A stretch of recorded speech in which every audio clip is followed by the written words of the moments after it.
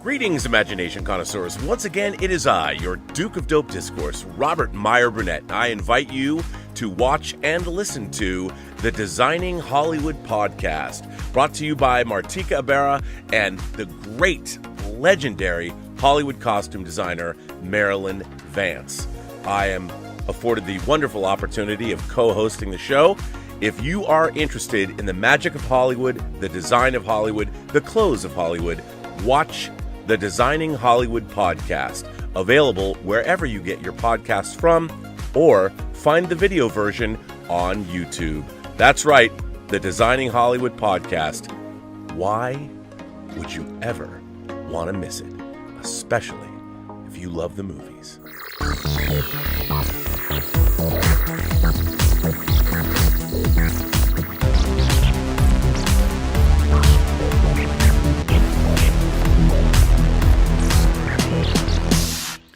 Well, greetings, imagination connoisseurs. Once again, it is I, as I'm adjusting my stuff, your Duke of Dope Discourse, your master of fun and wonder, your viceroy of verisimilitude. Basically, what I'm is a dog father. Na na na na na na na. Robert Meyer Burnett, and this is Let's Get Physical Media episode. I think it's 96. I'm sure Dieter will tell me.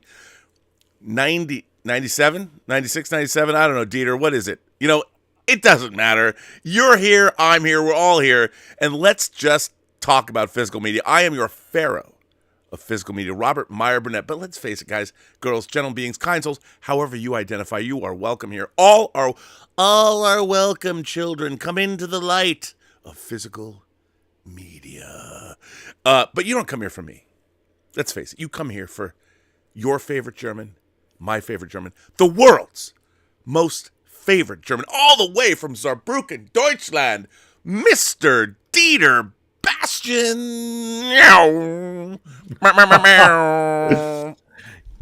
Good evening, everybody. And as a greetings, imagination connoisseurs, Dieter here. Here I am, rock you like a hurricane, and welcome to the B&B Motel. A little bit late because the hounds of hell have to. I got up. I got up so early. I mean, and just so you know, no alcoholic beverages. It's coffee in a beautiful large coffee mug. Just so you know. And I realize as my morning routine, for those of you who don't know, I usually get up a little bit before 7. I go put on the coffee, and as it brews, I make the hounds of hell, all three of them, their breakfast. And sometimes it comes in boxes. Sometimes it comes in a big log that I have to chop up. And I realized this morning there was no food. So I'm like, oh shit. And my 45-minute window to get on the show by 11 o'clock was completely destroyed. I had to go drive there, and no one cares. But anyway, Dieter, take it away. Yeah.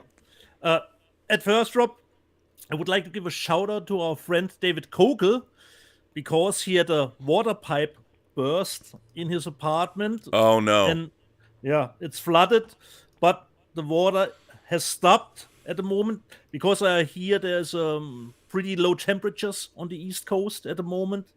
So he got a little bit of flooding at his apartment. But David, you will pull through. I hope so. So a little bit of shout out to you.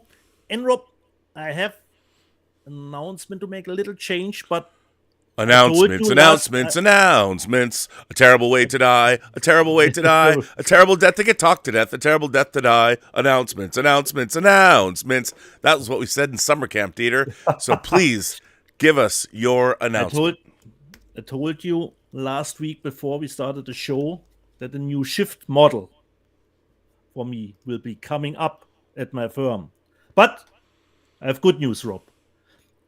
For a whole month, 3 of the 4 Sundays, I have time to do the show.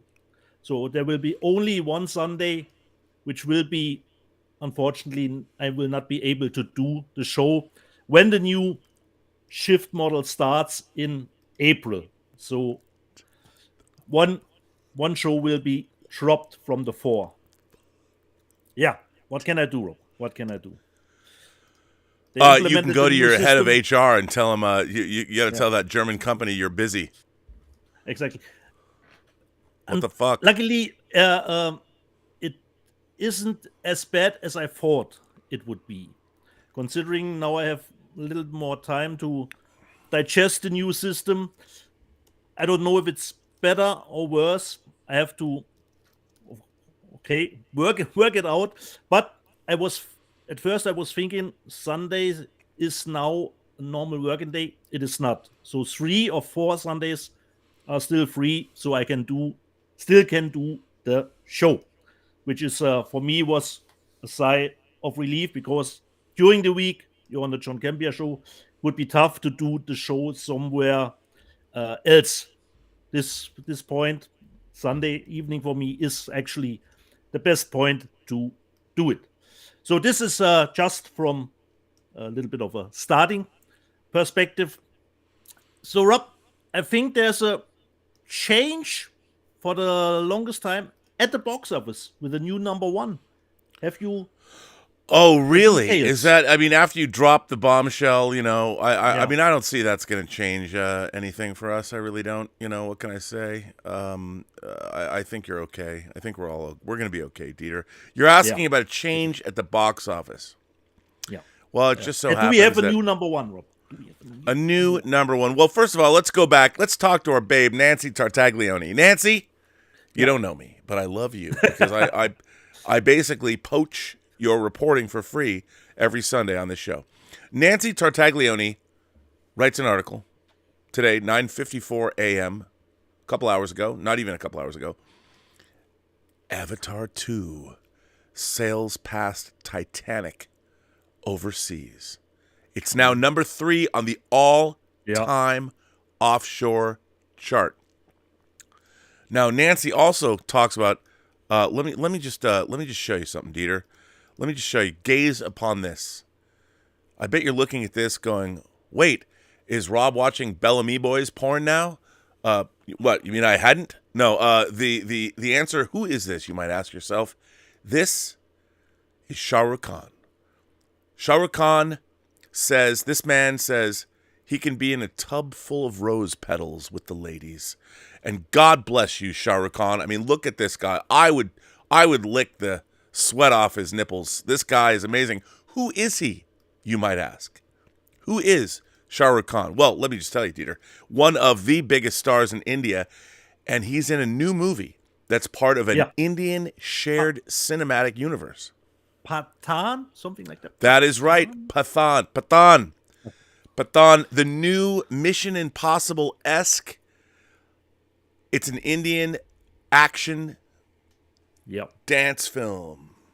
Because that's what we do in India. I mean, my God, the hottest girls, the hottest dancing, the hottest action. Just watch RRR. And male bonding like you haven't seen in American movies because we're toxic males, so you don't see that anymore. And now we have the most ace in the title. Pathan is almost made $100 million at the worldwide box office. That's because Indian cinema is here to kick your ass. And this guy certainly is. And this dude is pushing 60. He's given Tom Cruise, Shah Rukh Khan. It's his big. Don't call it a comeback, but it is. So Pathan, let's get into this. Let's get into what Nancy Tartaglione says. James Cameron's Avatar: The Way of Water has overtaken the filmmaker's own Titanic at the international box office with an estimated $1.538 billion through Sunday.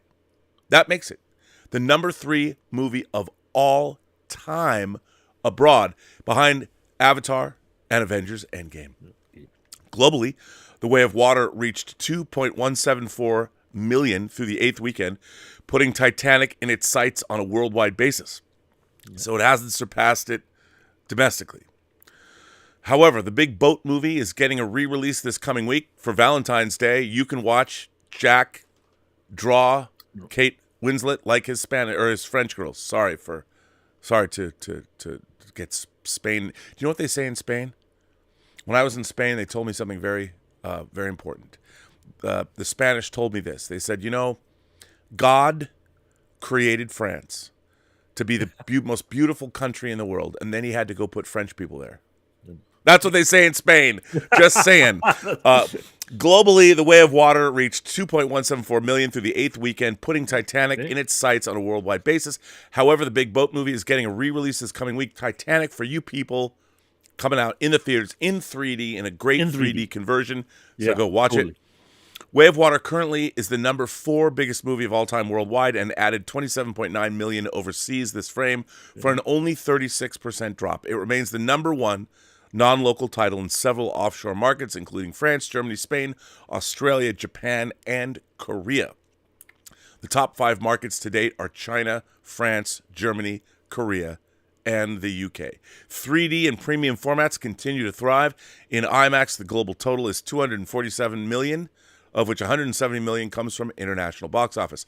The China IMAX Cume is 52 million, the second best ever in the market. So, hey, China, why do you have to fly weather balloons onto our airspace when you can go watch Way of Water in your own theaters? Don't know. In other milestone news, Shah Rukh Khan's Pathan, and by the way, if you don't know who Shah Rukh Khan is, he is an Indian star. Gaze in wide wonder. That's Shah Rukh Khan. He's almost 60, giving Tom Cruise a run for his money. Pathan continues to make history. Through Friday, it became the highest-grossing Bollywood movie ever worldwide, excluding China. In the original Hindi language, it is the biggest ever when considering that Dangle's 193 million in China collections were from a dubbed version. Through Saturday, Pathan became the first original Hindi film to cross the 400 million net market in India and overtook Dangal with 401.4 crore. Is crore the name of their currency? I guess it is. Net. Okay. In total, through Saturday, the Siddhartha and directed film, which also stars Deepika Padukone, John Abraham, has a running cume of 95.1 million. All of our Indian viewers, I'm sorry I massacred the name, probably of the most beautiful woman in India. I'm very sorry about that. Not the easiest ones. Deepika Padukone. Come on. Don't I know, and the fact that I don't know her. Is she a redhead? Anyway, the U.S. estimate through Saturday is 13.4 million, edging Dangal. In the UK, Pathan is the first Indian film to cross 3 million pounds. In IMAX, the global total is 3.3 million, the third biggest Indian title ever in the format. We'll have a full Pathan weekend rundown tomorrow. The Lunar New Year is going on in China, and guess what is the biggest grosser in China? The Wandering Earth. Oh my God, The Wandering Earth 2. You love it on this show. We know it. We love it. Thank you. Have you seen it, Rob? No. No. Okay. Maybe I'll go today if we get enough super chats and I don't have to just buy dog food. I don't know. It'll be fine. It's all good. Turning back to the studios, Universal DreamWorks animation Puss in Boots: The Last Wish only had a 31% drop overseas. It is now at 217 million overseas and 368 million worldwide. Puss Watch, that is a movie that is going places. Anyway, there you go. So the international box office. Megan has made 158.6 million globally. Not A bad. Man Called Otto, Tom Hanks, 53 million globally. Wait, is this German? Urbe des Drachen? Is that German? 6.1. Urbe, what's Urbe? E-R-B-E? Maybe that's French. Urbe des Drachen. And The Fablemans is at 28.2 million global. Not bad, not bad. In America, The Sham Hammer, Knock at the Cabin, wins our weekend at 14 million. While 80 for Brady is popular with the ladies. Anthony D'Alessandro, also on Deadline, comes to us with this. And he says that this is domestic here in the United States, and let's face it, we think that the United States is the only country that matters. Knock at the Cabin, 14.2 million. 80 for Brady, 12.5 million. That's probably more than Brady was going to be given if he played another season of football. No wonder he retired. Avatar: The Way of Water is at domestically 636.4 million. It's down to number 3 for the first time since it came out. Puss in Boots: The Last Wish, 151.2 million. BTS, that's the boy band from Korea. Yet to come in cinemas, 9.1 million.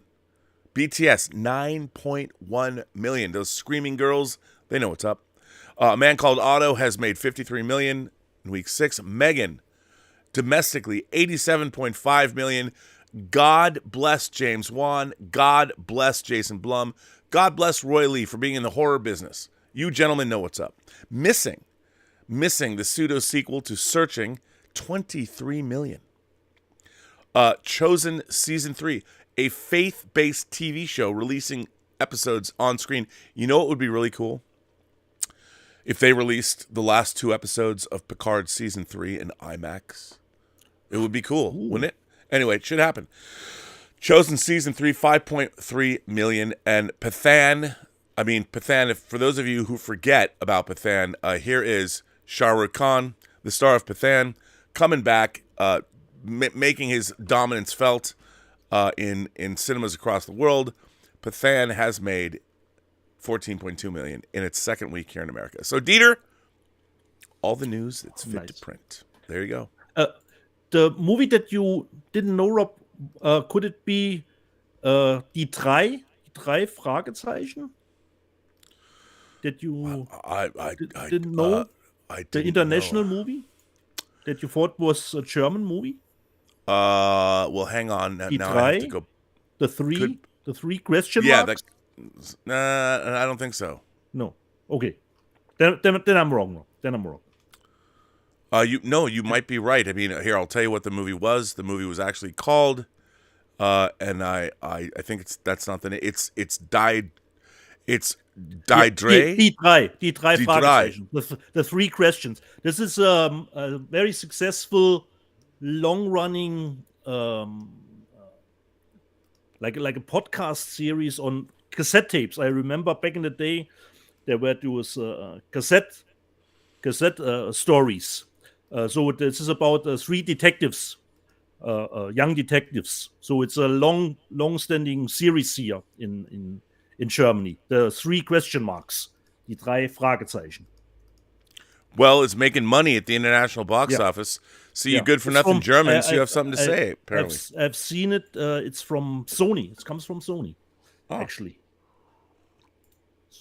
Is it nice. Like Big Bang Boom, but different?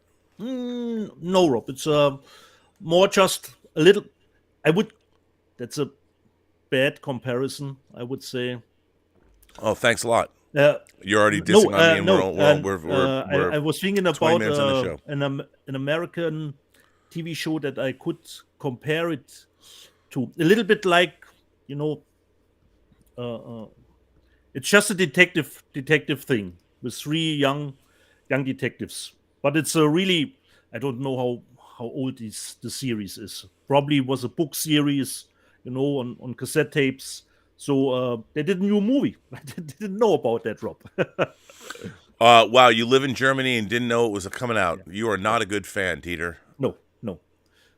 That's okay. It's probably a little bit out of my age group. All right, well, at least you admit it, unlike myself that tries to retain his youth for as long as he can, despite the gray beard and the white hair. What am I going to do? I keep trying to, no, I'm young, I'm 25. Young at heart. It's true. Did you went out and watched at least Infinity Pool? Not yet. Or do you wait for the NC-17 cut? Well, that's the thing. I as I've said, I looked into this and I wanted to go watch Infinity Pool, but I'm not. Okay. It's like Possessor. I waited till the physical media to get the uncut NC-17 version. And speaking of release, Rob, I'm really hyped. All Quiet on the Western Front. We'll get a 4K release here next month on disc, which is really nice to know. And considering Schnäppchen, Rob, I know you always say Strange Days not available, but we all know it's available in your country. Yeah, exactly. And if you don't want to wait, if Strange Days comes out at some point and don't like the HBO new framing, I don't. At the moment, it's a Schnäppchen for $10 at Amazon Germany. If you want to have the same if you guys want Strange, and by the way, I believe. I don't know if this is true or not. I can't say if it's region free or not. It might not be. I think it is region free. Look for the It's 20th it's anniversary it's a very edition. respectable Blu-ray. The soundtrack is great. I love the movie. So if you don't have At the moment, Catherine Bigelow's Strange Days, the Lightstorm produced Strange Days, you should get it. yeah. At the moment, it's for available for $10, and it is a two disc set, so there are some extras on it. Look for the 20th anniversary edition, and as far as I remember, Rob, it Wait a was minute, are you region telling free. me there's a 20th anniversary edition? Yeah, it came out a little bit later in Germany. It's at the moment $10. Yeah, Rob. So you probably got the older one. You can put it in the trash, Rob. Oh my The older one. god. Yeah, I did Going to send- Amazon right now. Yeah. Amazon Germany. Look at Amazon Germany. Strange Days 20th anniversary edition. I was thinking you would have this version. Hey, look, Amazon in Germany is in German.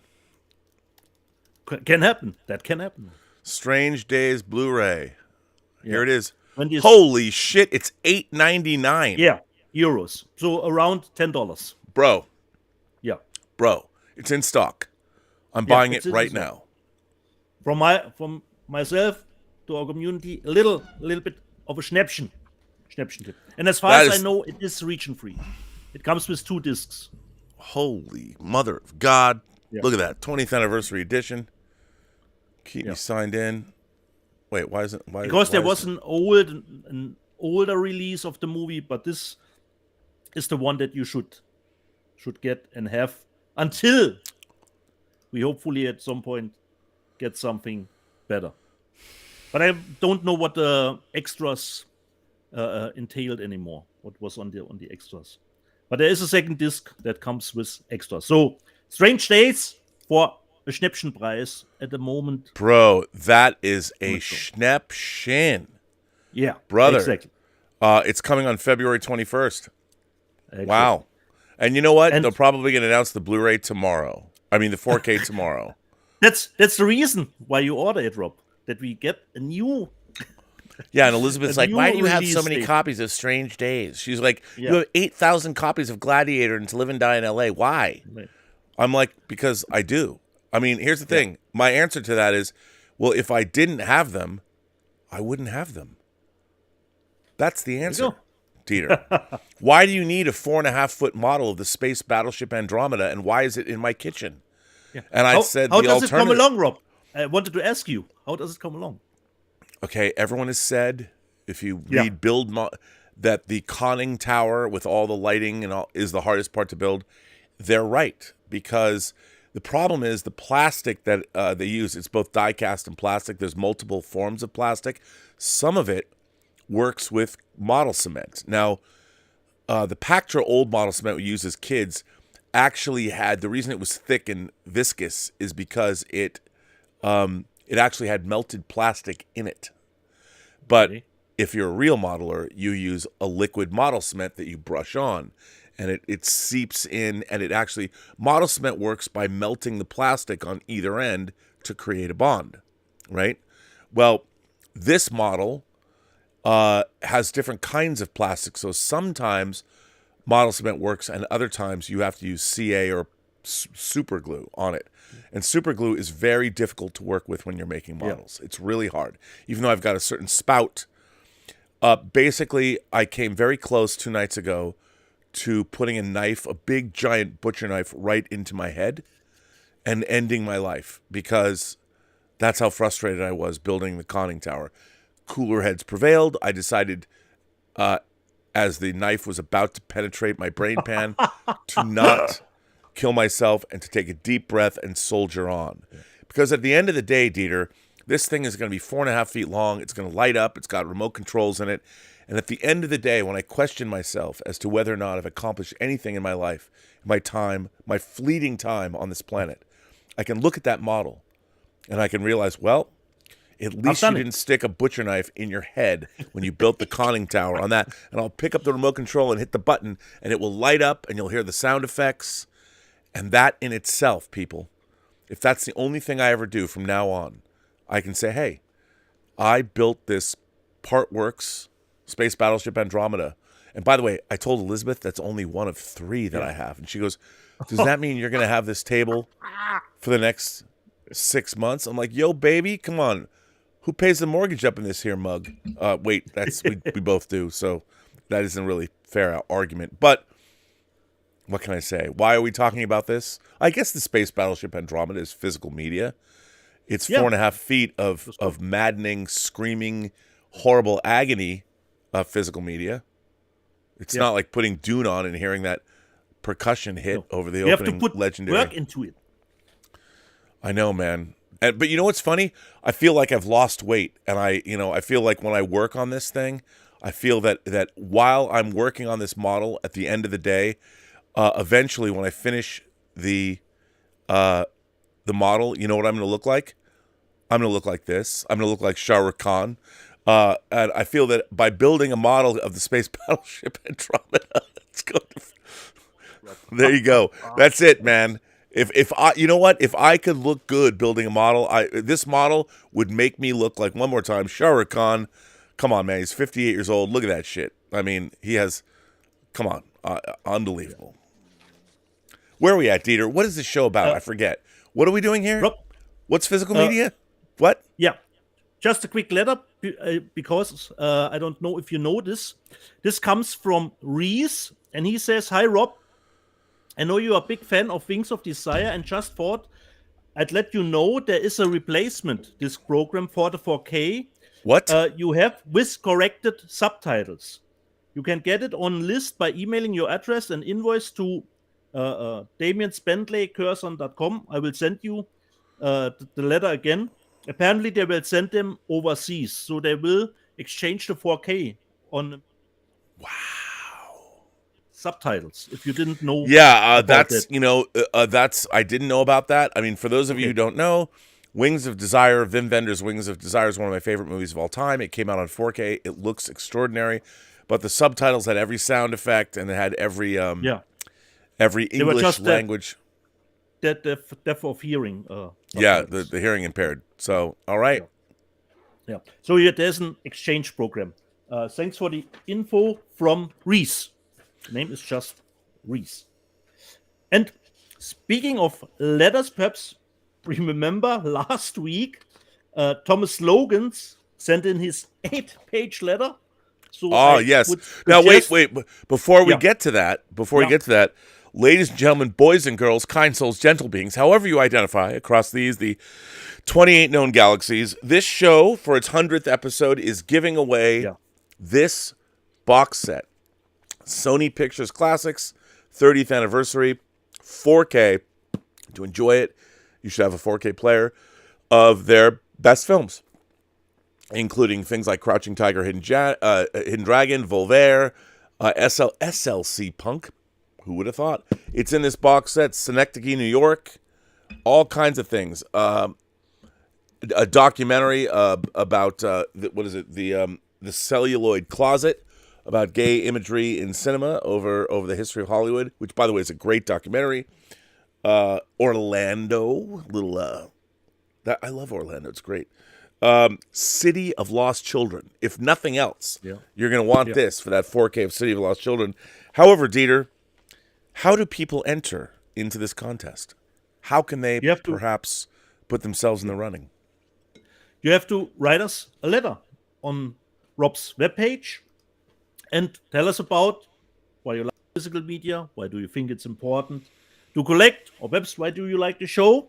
And Rob and I will go through the letters and then decide who is worthy of that box set with the titles that are, I think, Rob, not sold separately. They're really only in the box set, as far as I know. Yep. That is correct, sir. Except Crouching Tiger, Hidden Dragon is available. Yeah, you can get that. You can actually get a steelbook of that. I have the steelbook. It's beautiful. But the most movies in the set, I think, are not available separately in the box set. And one who did write in a letter was Thomas Logan, which was a PDF file because it's 8 pages. Last week, I started with page 1, considering his upbringing with his dad and his connection with his dad and physical media. And now I will get to page 2. All of right. this letter. Now onto the tale of this epiphany I had about the value of physical media. And he writes, Sam Rockwell begins. A customer I'd become friends with came into the Blockbuster and asked me for Andrew Dominic's The Assassination of Jesse James by the coward Robert Ford. I was excited to respond with, it's on the wall, plenty of copies. I had watched the film a few days earlier since employees had access to new releases 4 to 5 days before they were made available to the public. He rushed to the wall to grab his copy and came back to the counter. He seemed eager to pay and be on his way. I said in passing while ringing up his rental, I really like this one. He responded, I'm tough to please, but I like Brad Pitt. I unlocked the shell case and placed the DVD inside a bag. I don't know why I said this, but I did. I tend to trust directors more than actors. Actors pick bad roles over money all the time. Directors, on the other hand, try to deliver every time. If a good director makes a new movie, I don't really care what it's about, or who's in it, or how much money it had behind it. I trust these guys for the most part. I handed him his rental, and rather than walk out, he asked me, what's a director you like who's done something recently? I needed another movie to watch. I thought about it. I really gave it some thought before just saying the first name that came to mind. And I landed on someone. Harmony Korine. He responded, never heard of him. Hermione Corrine. Hermione Korine, exactly. He responded, never heard of him, which didn't surprise me. He then added, what's his latest? Do you have it? I responded, no. His new movie comes out in April. Mr. Lonely. The guy then persisted, what about his last movie? Do you have that? I answered, sadly, no. The conversation continued, and the guy seemed more intrigued than ever to watch a movie by Harmony Korine. He made kids. He asked, wow, what about any movie the guy's done? You gotta have one movie by the guy, right? That he's in. I had to be honest. No, we don't have any. And then it happened. I did something I really didn't have to, but felt compelled to. I said, listen, come back tomorrow after 5. I got you. He seemed unconvinced, but said, all right, I'll swing by tomorrow. Take care, Tom. I went home that night and retrieved my VHS copy of Gummo 1979 and put it in my work bag. Who is Sam Rockwell? The next day, a little while after sundown, the customer walked into the store. He greeted me and said, I like Jesse James. It was interesting. Not what I thought it would be. I responded, Sam Rockwell stole the movie. He looked aghast. That didn't surprise me at all. Who's Sam Rockwell? He asked. I responded, hold on a minute. I walked out to the floor and quickly grabbed a copy of George Clooney's Confessions of a Dangerous Mind from 2003 and walked back to the register. This is Sam Rockwell. I told the guy as I handed him the DVD, never seen this. I'll take it. He said with some actual enthusiasm. Hearing that reassured me that my subsequent recommendation of Hermione Corine's body of work to this guy wouldn't be a total fail. I pulled the VHS out of my work bag behind the register in the employee area and handed it to him. You didn't forget, he said. Hopefully your VCR works, I responded. It does. He said as he looked over the VHS box art. Gummo, he asked. I said yes, with utter confidence. All right. He said and left. I added, you're about to meet and hang out with Harmony Korine. Let's see if you decide to hang out with him again after this. 2 days later, I was off Thursday, a day reserved for preview showings of new movies at midnight. So I walked into my Friday night shift eager to find out if I had Brett a new Harmony Korine fan and maybe some Rockwell fan too.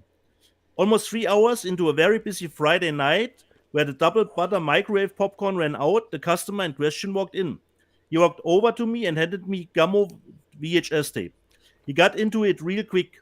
Fuck man, what a movie. I came by yesterday to give it back, but you weren't here. Holy fuck, I watched it twice.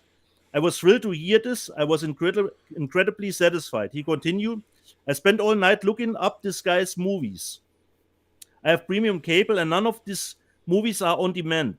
What's up with that? I responded, this VHS actually cost me $50. It's tough to find. I got it on eBay. The guy was shocked.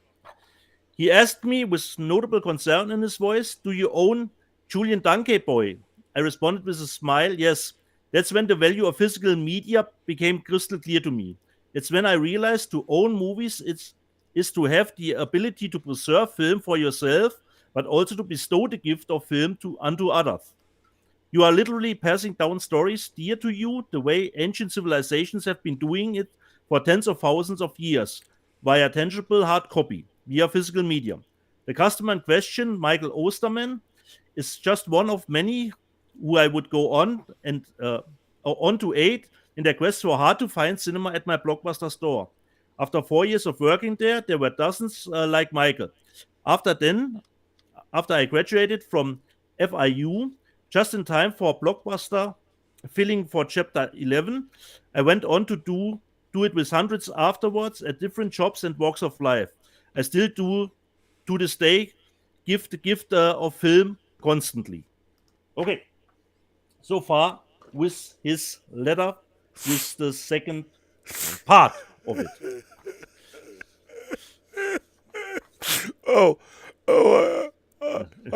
I'm not crying. That's gonna be that's a tough letter to beat, man. Let me just say, Harmony Korine co-wrote Kids, did not direct it. Larry Clark directed Kids. Yeah. But what a great letter. I mean, anyone. I'm sure we've just discouraged everybody from entering the contest. But look, just because somebody writes a letter like that doesn't mean you shouldn't. So come on, see that letter as a gauntlet, not unlike the Clint Eastwood Sandra Locke movie. We will finish it next week. There you go. There you go. So where we at? You know, by the way, Dieter, I only got one disc this week. I only got one. Okay. Doesn't matter, Rob. You know what it is? Little more. Kino Lorber. Something from Kino Lorber. Nope. Even though Kino Lorber is the unofficial sponsor of this channel. By the way, so is Warner Premiere. Give a shout out to George Feltenstein for his high bit rates and good taste. But this is what I got this week. Zack Snyder's in 4K Dawn of the Dead. Now, why is this significant? Why did I get this from Scream Factory? You know, sometimes I just don't have any extra money to spend. I eat ramen at work. I'm a college student. You know, mortgage, ramen, it's all the same thing. So this is the only disc I got this week from Scream Factory. It is the 4K Director's Edition, Director's Cut, on 4K, and then it comes with a Blu-ray that has both the Director's Edition and the theatrical cut. Now, what's interesting is the director's footage was sourced from a 2K video master, up-resed into the 4K. Well, good for them. What people don't understand is a lot of the director's cuts that were done in the NTSC era before HD, like Star Trek The Motion Picture, were only finished in standard definition. So when you go back and do an HD remaster,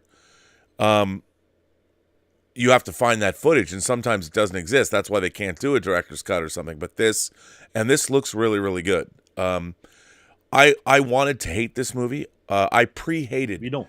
Kind of the way that Star Trek on Paramount Plus pre-blocked me, blocked me on Twitter. I hadn't even looked to see that I was. I went to follow Paramount Plus, Star Trek on Paramount Plus on Twitter. Pre-blocked. They hated me before they knew me. So anyway, I wanted to hate Zack Snyder's Dawn of the Dead because, as you know, the original Dawn of the Dead is one of my favorite films of all time. I've seen it 100 times. It was the very first bootleg videotape I owned. Thank you, Bud Warner. I wanted to hate this movie. And I watched it, and the opening sequence with Sarah Polley, whose film Women Talking is quite good. You should all see it.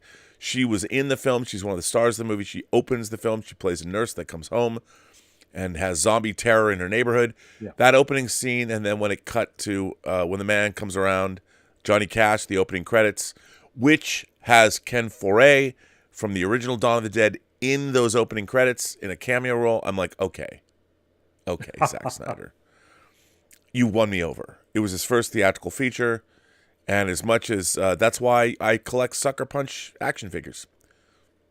So there you go. This disc looks great. A lot of great special features. Thank you, Scream Factory. Well done. So that's the one disc. Are there any I new bought this week. special features on the disc? New special features there are. I don't think so. Oh, yeah, okay. You know what? Because I think they released a normal Blu-ray edition. Yeah, no, there's only a new scan of the film. Yeah. That's it. But yeah, that's all that matters. Yeah. That's worth buying. Yeah. So there you go, peeps. That's my one and only disc of the week. Also, I have to tell you, I had a disc. I had a steelbook mishap. Oh, what happened? It was a freak occurrence, but I stepped on my Cloverfield steelbook. How did it end up? Not good. Not good. Not good. At least it wasn't the dogs. Reorder. No, it was a dog. I tripped and I hit. I had a stack of discs that I was alphabetizing. I tripped over one of the dogs. The disc fell over, and I was trying to right myself and put my foot down. Yeah. And it was the worst. It was the heel. You know, I'm studying myself. Yeah. The heel just went right in. Now the disc is fine, but we as physical media collectors, it's like, nope, reorder. So, if you could send this back, Rob, and say it got damaged. But then I would feel guilty. I didn't. Yeah. You know what? I should have done that. I wouldn't feel that guilty. But I didn't do that. Still can, Rob. You can still. I can't. Oh no. I see. You know, a lot of people think I'm full of shit, but I'm not that dishonest. So nice. Should we do the super chats which came in? Yeah, there are many super chats. By the way, super chats. Oh, hey, Dieter. Dieter, do you know what happened yesterday? Yesterday. All my troubles you had far away. The member chat call? Well, that yes.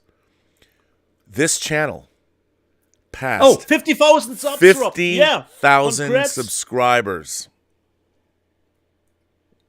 50. It took a long time. Okay. It took me like a year to get another 1,000 subscribers. 50. And you know why? You know why I did that? Because the Critical Drinker put me on his channel. He cut out something from a show about me defending Star Trek. Even showrunner Terry Metalis, he sent me a text. He's like, you know, you can ease off. You can ease off on promoting Star Trek Picard Season 3. I'm like, bro. If Terry itself says it's enough, Rob. It's enough, Rob. Because is it though? At some point, commercials can get annoying if you hear it for the 150th time, Rob. Yeah, but every time I try and get more and more impassioned. Andy Dufresne wrote 2 letters a week, and he finally got money for the Brooks Hadlin Memorial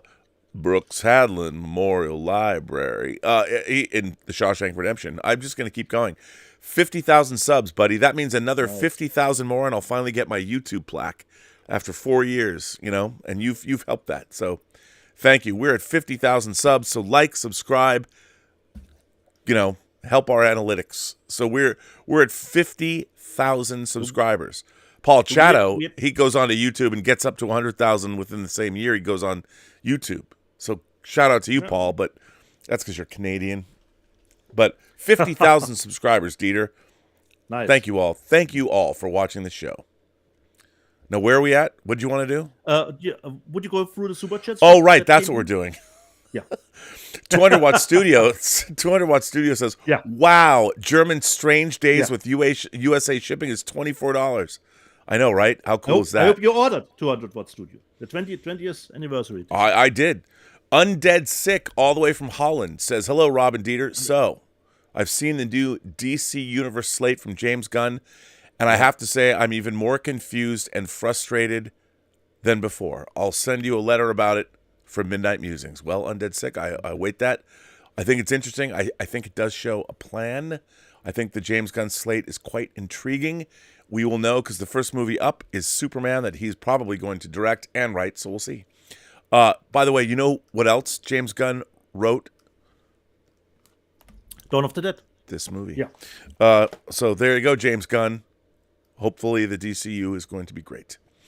200 Watt Studio says, Rob, please ask George Feltenstein if they're planning to release Prince of the City with both the theatrical cut and the TV cut with the extra scenes and about 30 more minutes of the film.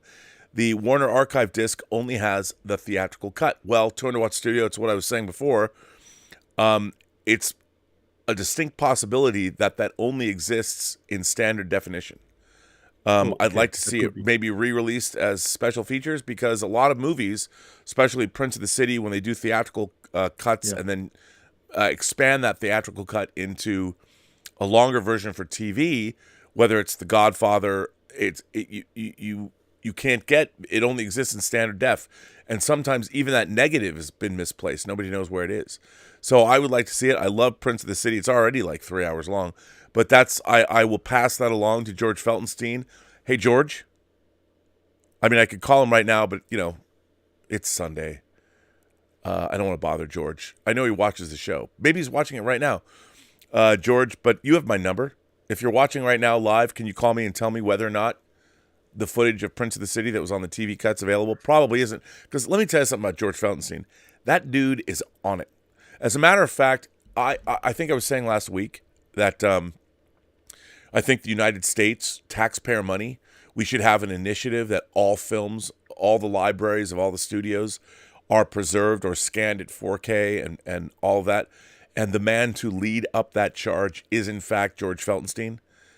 He's the guy that should be appointed film czar if we ever had one. He's nonpartisan. I mean, he's partisan probably, but the preservation of movies goes beyond partisan politics. So all the studios should pay George Feltenstein to make sure that their lasting legacy is preserved, because that's the kind of guy he is. And plus, he's just a nice dude, and he has so much institutional knowledge.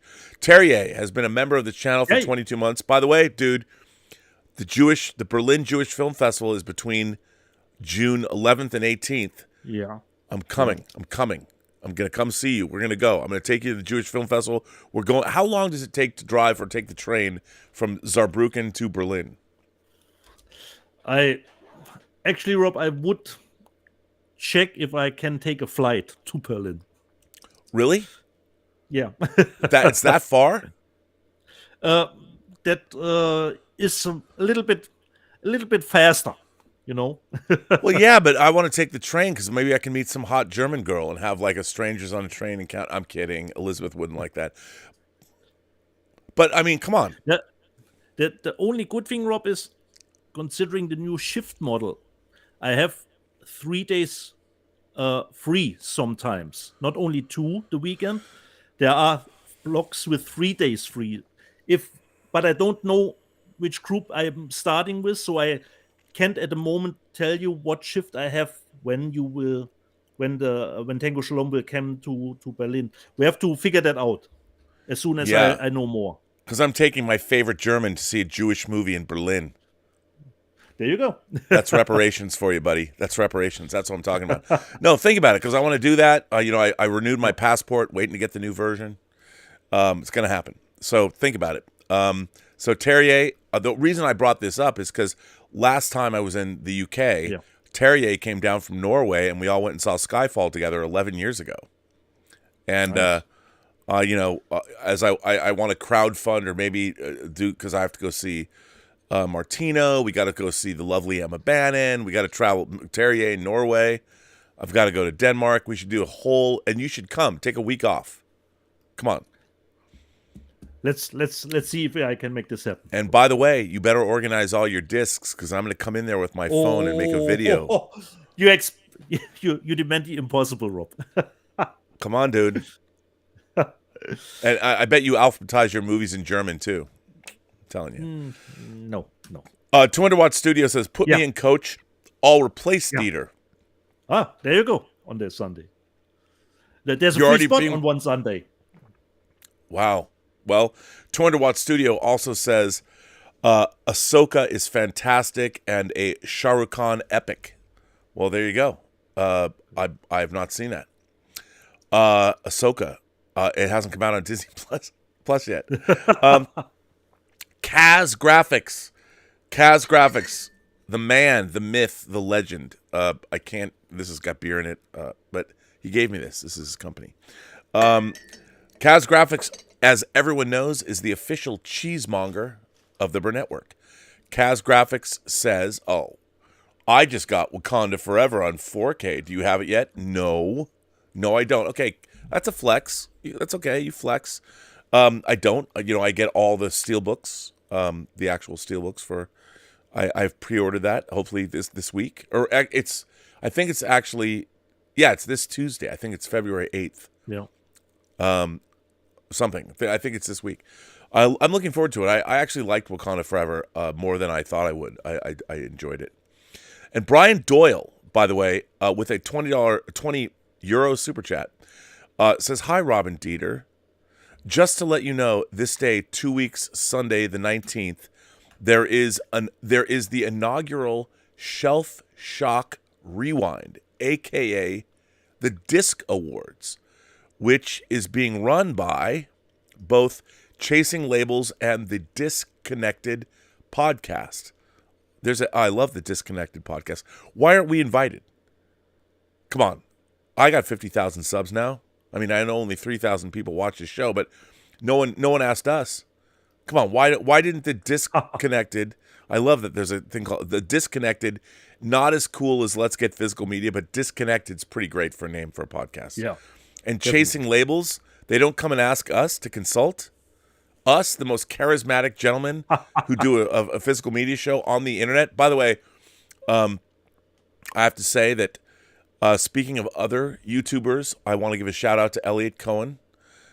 His channel, he apparently HMV, and the lovely Emma Bannon has bought me many an HMV title box set, 4K, like Dune, like the Batman. HMV is no longer going to be producing 4K box sets. They're ending their label. And Elliot Cohen did a great video of it. Elliot Cohen's different from Jeff at Films at Home. By the way, shout out to new father Jeff at Films at Home. Congratulations once again. But Elliot Cohen brought to my attention that this label is ending. Okay. Dude, it's the beginning. It's the beginning of the end of physical media. So, Brian Doyle, you should write to these people and demand that we be on this show. Why aren't we? I don't know.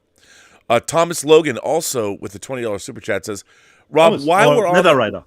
Yeah, while we're on the Harmony Korine conversation, how do you feel about his work? His movies are sadly not available in 4K yet. Dieter, I highly recommend you watch Gummo if you can get your hands on it. Okay. It's a great intro to Harmony Korine. I like, But not on the VHS tape, Thomas.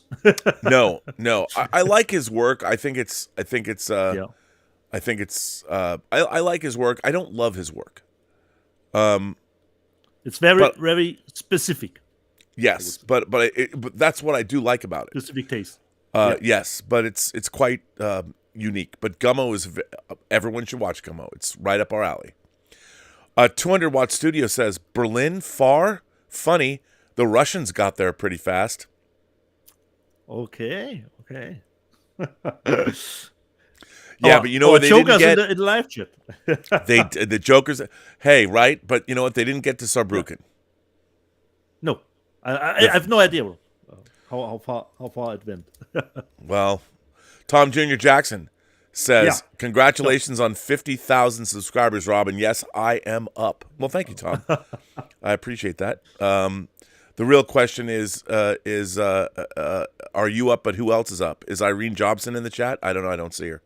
Yeah, maybe as far as I know, yes, she is, Rob. Oh, she is? She is. Yeah, oh, she is. Or she's doing something, profane on this Sunday, which I want to imagine her doing, which would be great. So that is, we're all caught up on super chats now. Okay. Let me check the tips. There are no tips. The tips are open. I mean, people always ask me, "What do you talk about tips?" If you don't want to give a super chat, or you don't have to give us anything, but you can do it two ways. There's super chats. Yeah. And there's also the tip link, which is in the. I never promote it, but you can, if you want to, because why not? Is actually, financial the better way to do it. Well, yeah, because YouTube takes 30% or sometimes 45%, but whatever. That's YouTube. But it looks. We just appreciate anybody nicer, supporting the channel. Nicer here as a super chat.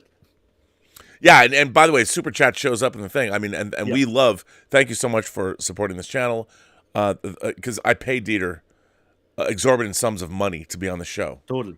By the way, that's something that has to change. People are going to get paid to be on the show. And even George Feltenstein, I'll have to pay him. We're changing over the business model of the Burnettwork. It's going to put everybody on a paying basis. But that doesn't mean you're ever going to get the money you spent how many thousands of dollars sending Dunes out to people? Yeah, that would be a PlayStation 5 around okay, all right. 5. Well, we'll have to make sure you get paid back for that. Anyway, so we're caught up on Super Chats. Yeah. Where are we at now? I would say, Rob, I show something. Yeah, what did the Trash Panda? Media. I mean, everyone asks. We're an hour into the show, and the Trash Panda has not graced us. Are we? Oh, you're right. Already an hour in the show. Okay, dude, I'm telling you. I did show this movie last week, and I watched it, Rob. I watched Shot in the Dark. A slight recommendation. It says it was based on true events. Dude, if you're giving it a slight recommendation, I mean, that's not good. Yeah. Not good. It is a slight recommendation because of the ending. It was a little bit of a frustrating watch because the movie did keep you guessing what is the deal with all of this. But the setup is really nice. There are some this is not the Pink. This is not the Pink Panther movie. To be clear, it's a different movie. No, exactly. There are packages left all over town with body parts in it, Rob. And a day later, they did catch the killer. And this is about those events and what happened before that. And the ending, I like the ending. Not everything tracks. There are a lot of questions, but it is that kind of movie that you want to figure out a little bit more after it. So it's not seen and forgotten. So from that point, slight recommendation, still slightly fresh, 6 out of 10 for Shot in the Dark. And then we get to stuff that I got this week with. I'm putting this aside. This one came from Spain, a new release of Russell Mulcahy's The Shadow from Spain. It says it comes with a new HD transfer, but I haven't checked it yet. Has the cover artwork below and a little booklet inside, which is, of course, is in Spain. But I haven't checked if the transfer is really a newer one. So wow, I mean, I love that movie. Yeah, me too, Rob. But I haven't seen it in a long time, and it says on the back, so I don't know if perhaps there will be some other release of The Shadow all over the world, perhaps with this new transfer. But I haven't checked it. But it's promised on the back a new HD transfer for The Shadow. The next one, like we all know, Rob's new best friend is ChatGPT. So this movie gives me nightmares when it's finally time. I have no time for your drivel. German douche. Benji's of Inisherin, the UK one, simply perfect. Wait. And hold that up. Yeah. Let me just say what it says up top there. It says a stone cold classic. Dieter, as we all know, Stone Cold, the great movie directed by Craig Baxley, starring Brian Bosworth, Kino Lorber, who is an unofficial sponsor of the show. Kino Lorber is releasing Stone Cold again on Blu-ray. My God, and we're going to do, I want to do a special edition of this show where all we do is extol the virtues of Stone Cold, Craig Baxley's masterwork. I'm going to reach out. I hope Craig Baxley is still alive. Mad props to you, Craig. Brian Bosworth, you guys got to come on the show. Kino Lorber, Matt at Kino Lorber, who keeps me in 4K discs. Matt, let's do an all Stone Cold show all the time. We will talk about Kino Lorber putting it out, and we'll say all because it says Stone Cold Classic on the Banshees of Inisherin European Blu-ray. That's what we're talking about. Kino Lorber, I got one thing to show from you later, but Stone Cold, buddy. A Stone Cold classic. You know what? Classic. That's not what the Banshees of Inisherin is. That's what Stone Cold is. Kino Lorber's putting it out. Come on now. It can't come fast enough, Rob. Can't come fast enough. So I finally got Benches of Inisherin on Blu-ray. And there are deleted scenes, a little making of. Unfortunately, nothing more to it. Rob, do you know from your head how many nominations the movie has from the Academy I don't know. Awards? 9? I have no idea. Okay. I know Brian and Colin has one, I believe. Perhaps screenplay. Director, So. screenplay, cinematography, who knows. By the There- way, there should be- I did get an email back from Amazon Germany. They have got my Strange Days Blu-ray, shows up on the 21st of February. It's all taken care of. It cost me Nice. 22.77 euros. Perfect. $25.05 US. And let me know, Rob, against your old version. What you think?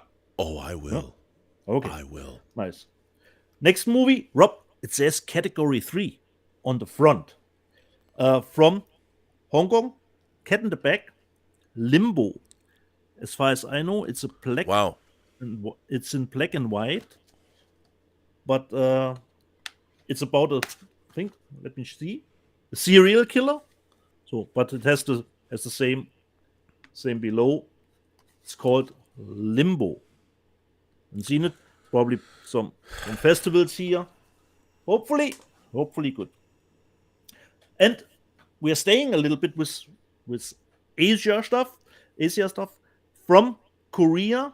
This is called Steel Rain Part 2, which is a really nice edition. That's a really nice package. But I haven't watched the movie yet. And as we always like, the Blu-ray inside comes with a different cover artwork. And we have, let me just see here, a booklet for the movie. So as far as I know, this is the sequel to Steel Rain 1.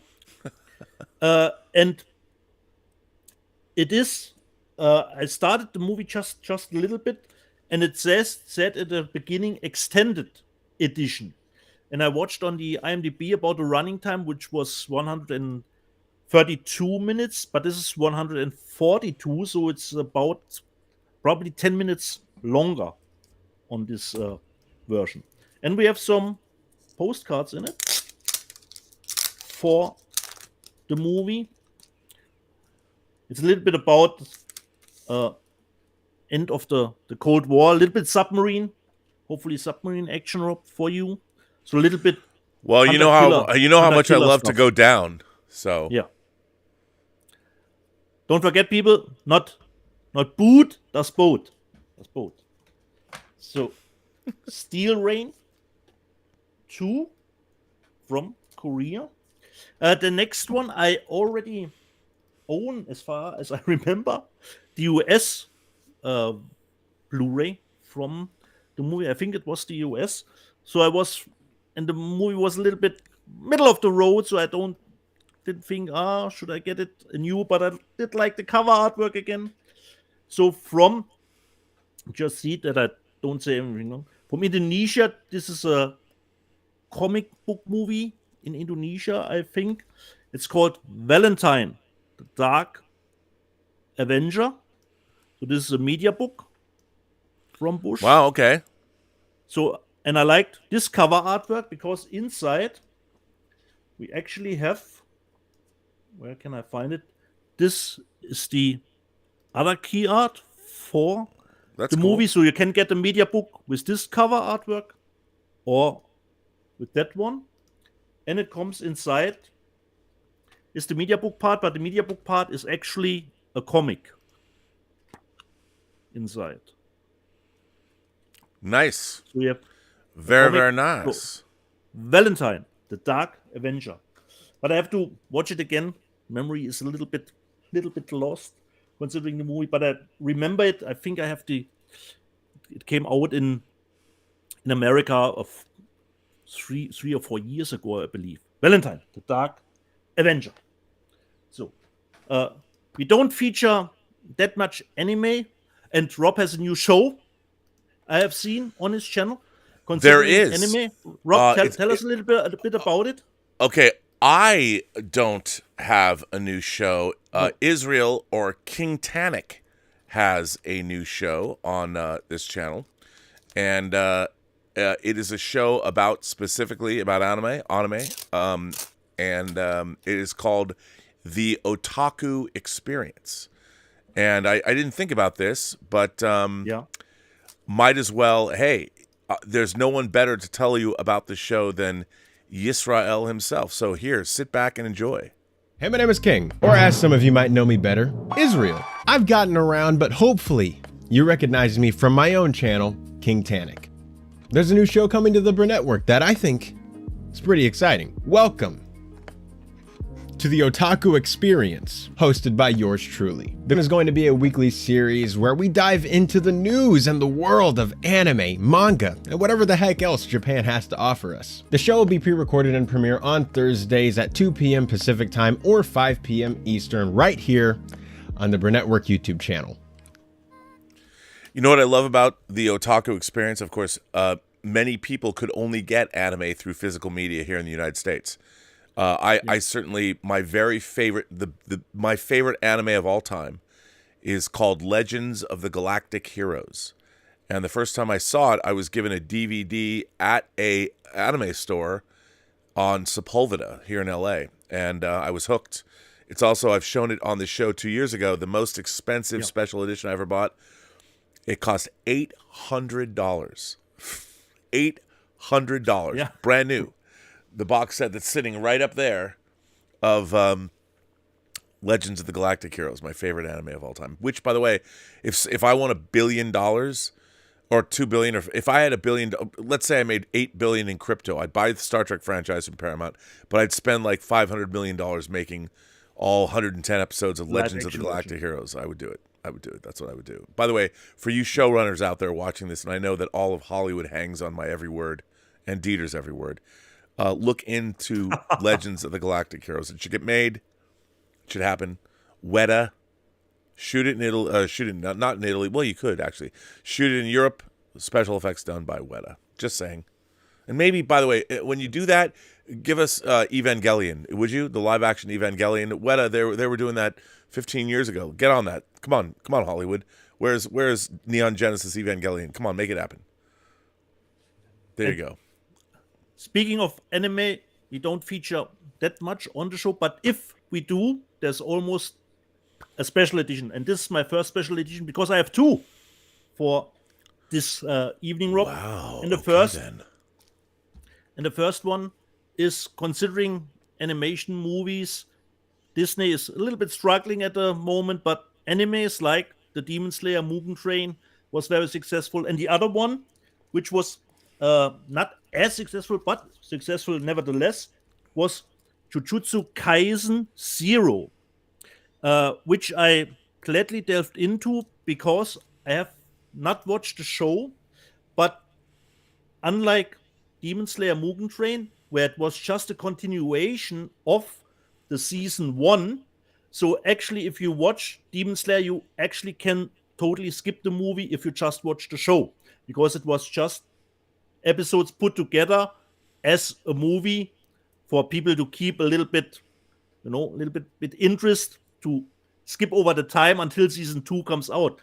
But this is actually a prequel to the series. So for people, myself, who have no knowledge of Jujutsu Kaisen or haven't watched the series, you actually can watch this movie.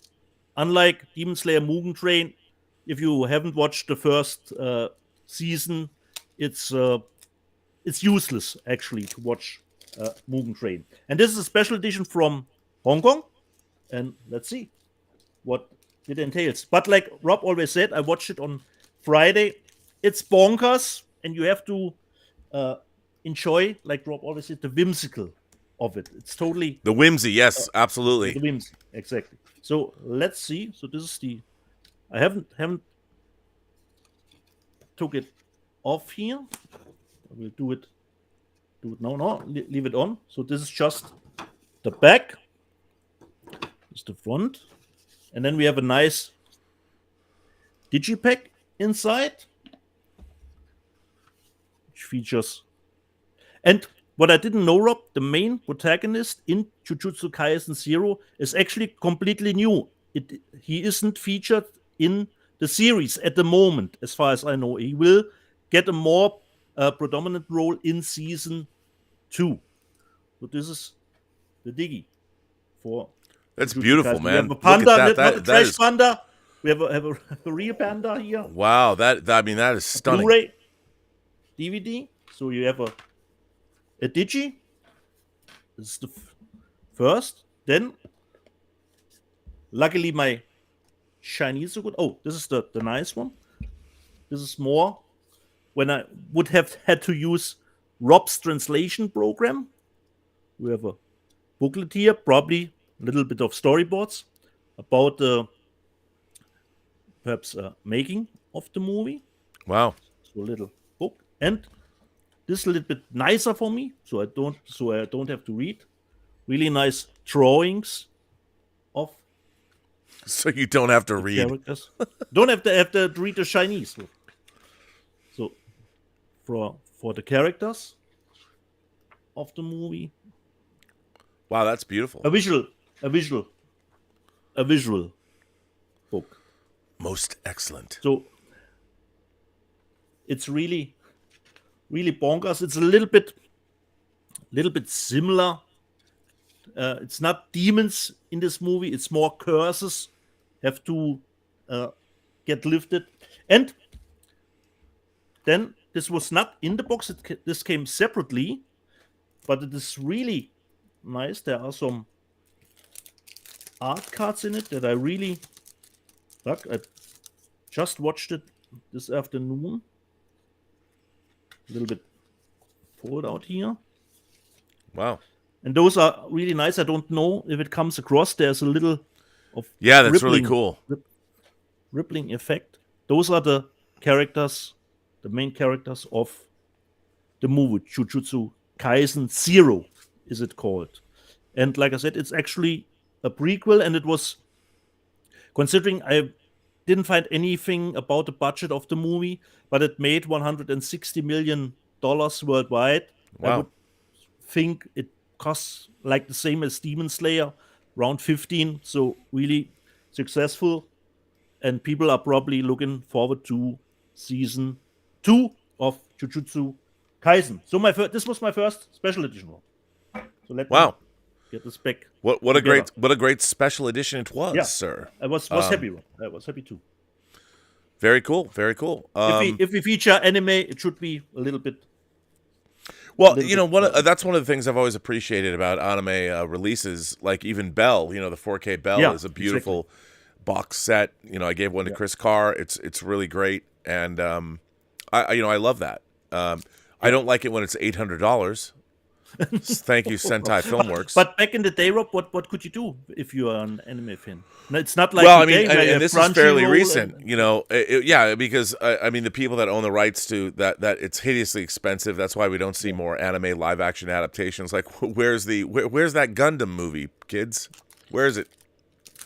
Are we gonna get it? By the way, you know what? works. Terry Matalas, showrunner of Star Trek Picard season 3. You know what he would love to do?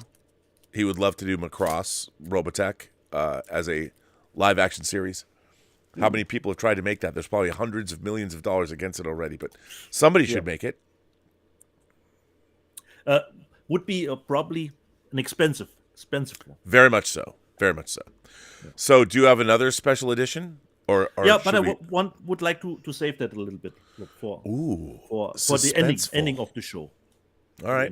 Do we have another letter? Are we done with letters? Yes, we have letters, and of course the Live still the chat. Wait, let me just put it aside. Just quick, Rob, what I have watched on streaming. Finally, Rob, I know I'm already late to the party, but finally, Rob, I started Ozark. Finally, Rob, I started watching Ozark, and as you told me, really great series.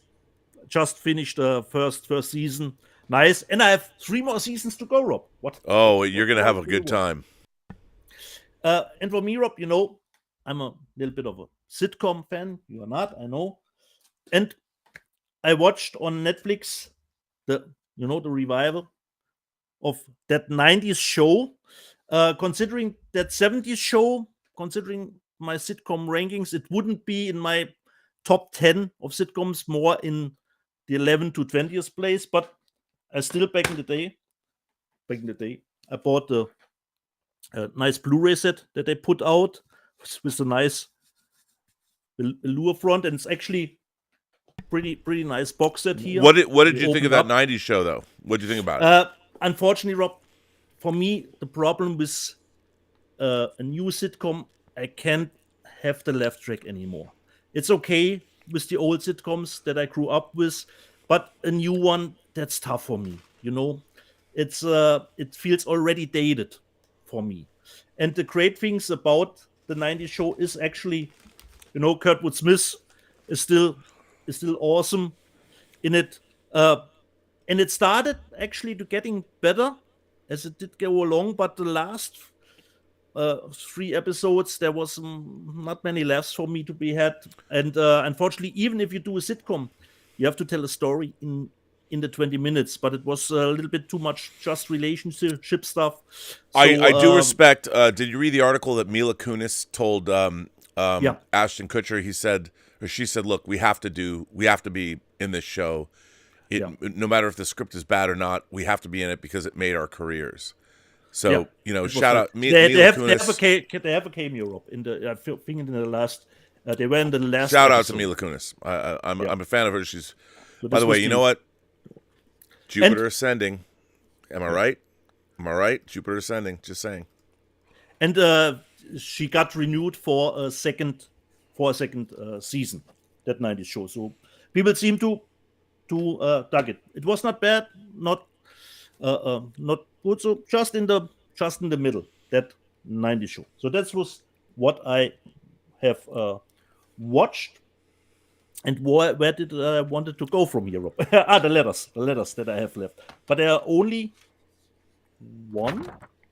No, I have 2. But this one actually you did send me, but we got this last week. But Vince from Friends, I can go through it again. Guten Tag, Dieter. Hi, Rob. I recently bought a second-hand steelbook, and the back cover containing the barcode was folded inside the package. I generally keep those stick to the steelbook. I realize it hides the back of the steelbook.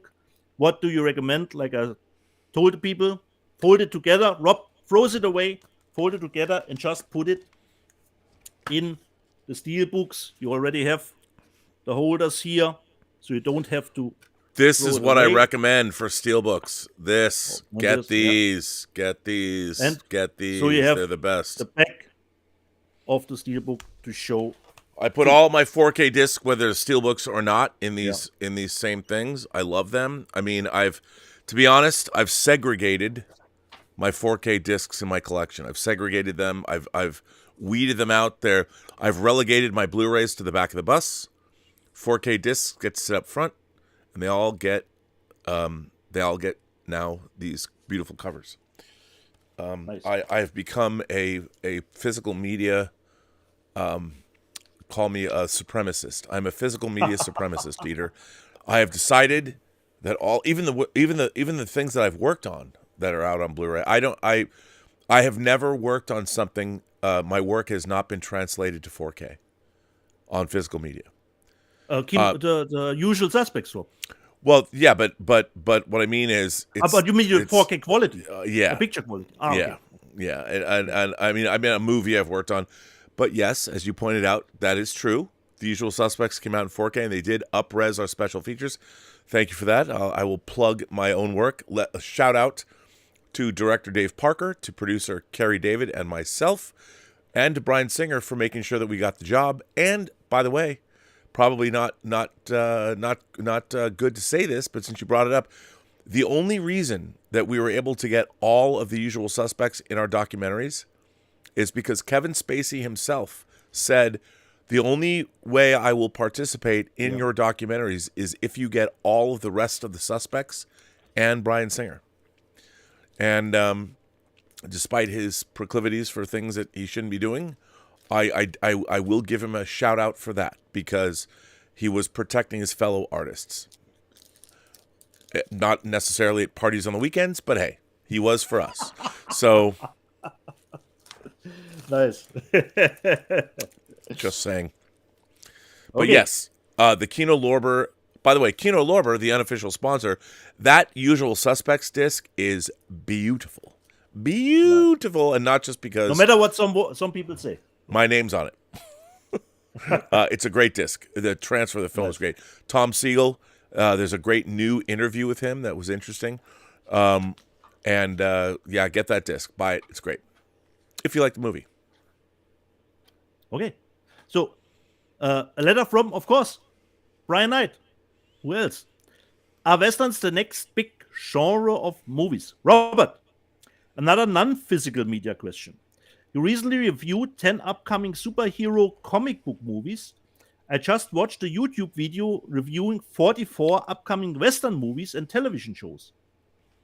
2 of the movies are being directed by Spielberg and Scorsese. It appears the return of Westerns is the next genre of movies. I would rather watch movies with practical effects and outdoor vistas versus heavy CGI effects and indoor movie sets. And he gave us a YouTube link to those YouTube show about 44 upcoming Westerns. Rob, your little bit take on Western before I... Well, I mean, I think Brian brings up a really good point. I mean, look, as much as I'm very excited to see Ant-Man Quantumania, it is not lost on anyone who's watched clips or the trailers that they're clearly on a green screen stage. And I understand they're trying to show us. Here's my problem. My problem is that, like, I look at Quantumania, and they have not made me believe that the quantum realm actually could exist somewhere. No verisimilitude. As much, maybe that's what it is. Because they Marvel has a style. You know, they're cosmic. Yeah. They have a style, and there's a color palette. That color palette. As much as I do like Guardians of the Galaxy 2, same thing. When they go to Ego, the Living Planet, the color palette is such that it doesn't really exist in nature. So I think one of the things about Westerns, especially, certainly I noticed this for 1922, is that it's great to see vistas, even though that show is mostly shot in South Africa, believe it or not. To see those vistas, the mind knows when you're watching something real. And I think that comic book movies are essentially Westerns transposed to a different genre. You know, Westerns are about the outlaw, the loner. I mean, superhero movies are basically Westerns. I mean, Westerns comprise every genre. I do think that there is a desire for us. I mean, I tweeted out a couple weeks ago, I think that authenticity is going to be the currency of the 21st century. And what I mean by that is, now with deep fakes and all this, we're going to become very tired of all of that. And I think that human beings thrive when we have real communication with other human beings. And as much as we like science fiction, fantasy, and horror films, go back and watch Alien, for instance. Alien is I think, a perfect film. And when I say perfect, you might not dig the genre, but in terms of doing what it was supposed to do, talk about verisimilitude, everything about that movie strives to create a reality. From the opening shots when the camera is panning around through the Nostromo, you believe. And even now, you look at it and you can say, oh, okay, the computer monitors are 4:3 or whatever, but everything in that movie feels real. It's absolutely undated, even though it takes place in the future. It's a brilliant, brilliant film. And I do think that human beings crave authenticity. And the return of the Western genre, first of all, there are a couple things. The Western genre is uniquely American, even though hats off to Sergio Leone and all the Italian maestros that made Westerns in Italy. The American West is unique to this country. I mean, if there's one thing that Americans have that we can claim ownership of, it's jazz music. Thank you to, it is Black History Month. Shout out to the jazz musicians, our black brethren who created a musical genre that still resonates to this day, maybe even more so in Europe than it does here. But jazz music and the Western. those are things that only could exist, I think, in America. And I think that Americans are craving authenticity. And it doesn't surprise me that, because even shows that aren't Westerns anymore, whether it's, Mayor of Kingstown or we're getting Westerns, even a Tulsa King with Sylvester Stallone. Somebody sent me a message about that. Do I watch Tulsa King's great. I love it. Tulsa King is like a Western. It might as well be High Plains Drifter, And I think the Western genre is uniquely American, just like jazz music. And we're seeing a resurgence of both because we as Americans are craving authenticity in a world where anything authentic is being supplanted by Chat GPT or AI art or whatever. Nothing will ever replace human authenticity. And I think that will be the currency. I believe this wholeheartedly. That is the currency of the 21st century. So it doesn't surprise me. Long story short, I like Westerns because Westerns, like superhero movies, take all genres and distill them in underneath the umbrella of the Western genre. You can watch an action adventure, you can watch an introspective character drama, you can watch something about law and order. The Western umbrella, like science fiction, fantasy, and horror as well, you can tell any story underneath that umbrella. So it does not surprise me that Westerns are coming back. Also, it's a throwback to what Americans believe. I mean, America, the Western, the great frontier where good guys are good and bad guys are bad, and everything is very... It's a great genre. I love seeing it come back. Anyway, that's my answer. Yeah. And on the Western front, Rob, there is some rumblings. Okay. Go ahead. On the Western front. Yeah. Would that Western front be quiet? No. Not I all hope, quiet? I hope not. But my girl, Cynthia, here, has started a little Kickstarter campaign, and she likes to do a Western called Black Creek. And I took a little money out of my pocket so that I can get at least a Blu-ray, for her movie. Wow, and, you're actually shilling Cynthia Rothrock's. Yeah, exactly. I'm all for that, by the way. I'm her Kickstarter movie, and I'm just looking. She's a little bit below her second tier that she wants to reach with $150,000, but the campaign is still going on. So everybody who's watching this should not give super chats to us. They should go over to Cynthia Rothrock's campaign. I mean that sincerely. And even though I think I can't afford, because I live on a razor thin margin, to go to Europe unless I crowdfunded it, I will tell everybody, go over to this. Is it on Kickstarter? On Kickstarter. Go to the Black Creek Kickstarter. Is there a nudity level? Like if we reach this much? No, as far as I know, not. But they will, of course, combine martial arts with Western. Don the Dragon Wilson is in it. Olivier Gruner, so all the old guards. I love that. It's like original gangsters, but with the old martial arts people. I love that. Yeah. So, by the way, I was just making a joke about the nudity. I mean, everyone's like, "Yeah, you're canceled, demonetized." So, hopefully, it comes along really nice. Still alive, like you said.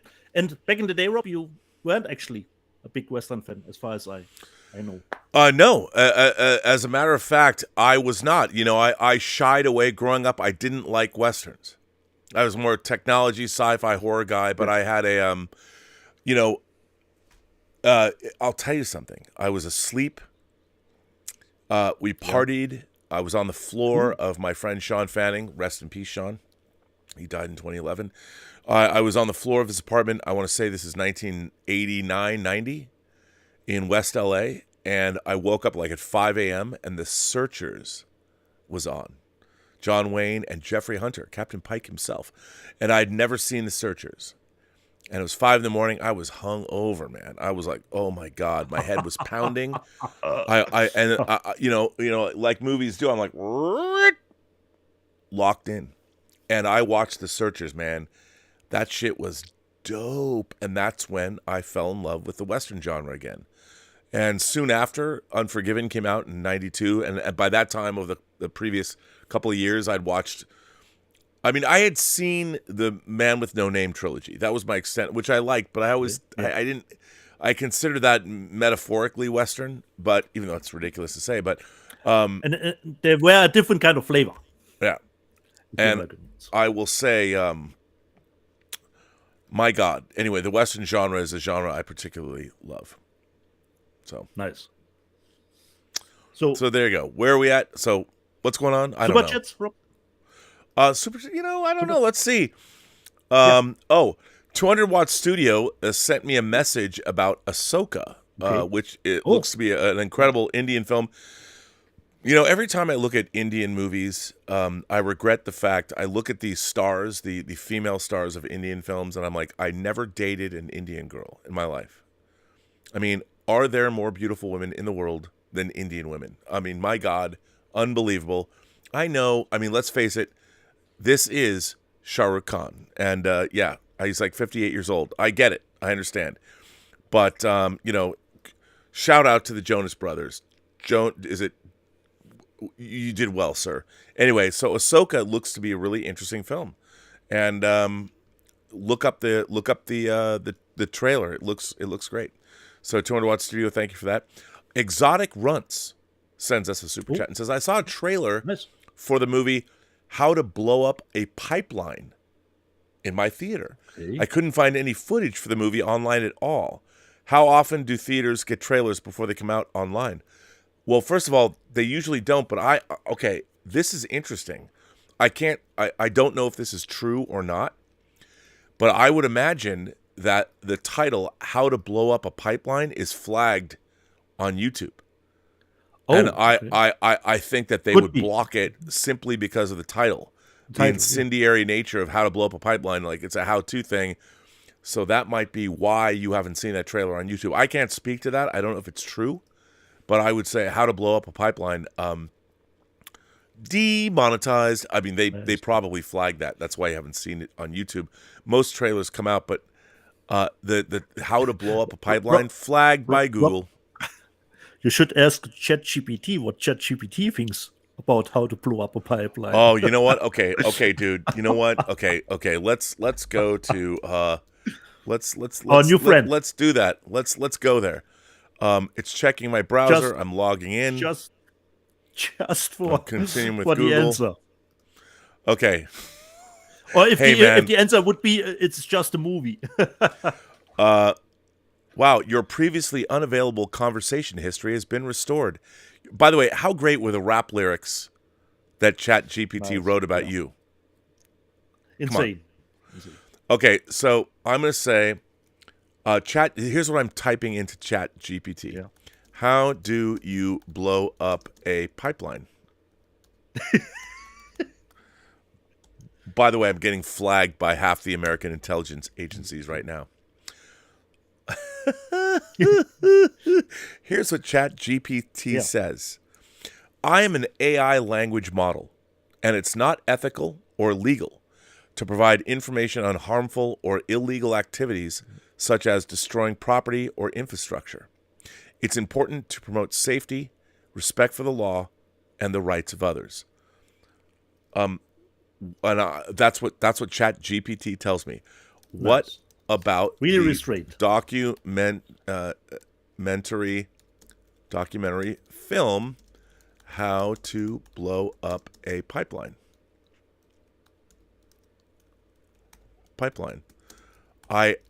I'm going to add, I don't actually want to blow up a pipeline.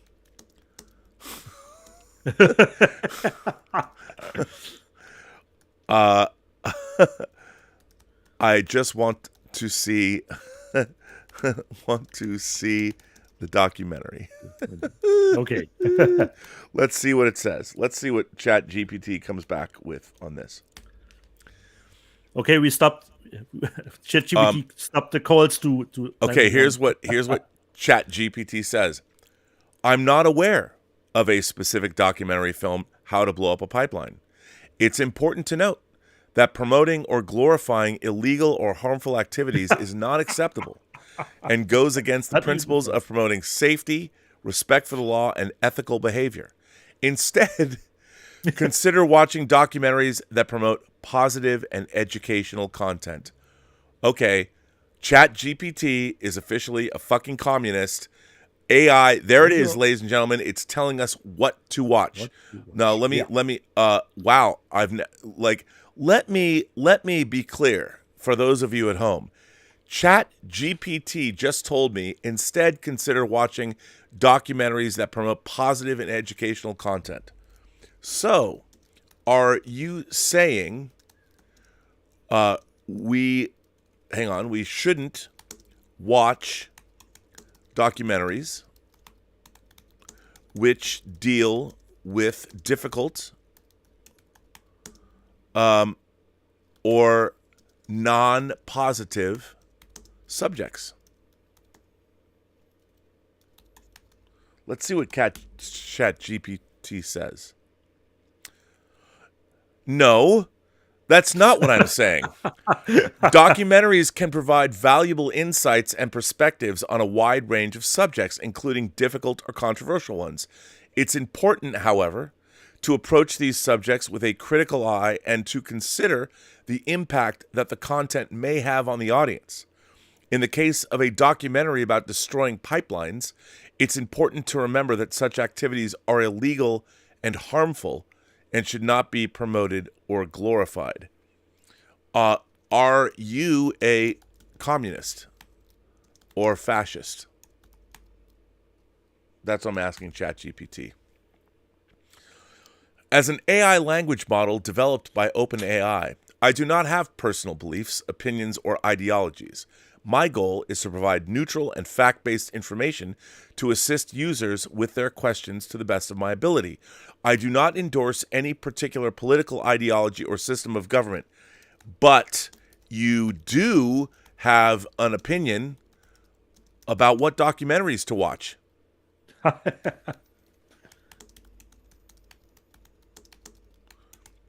You've just told me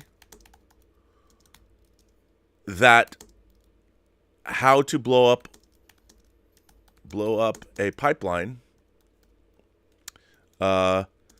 is something I shouldn't watch. This says to me,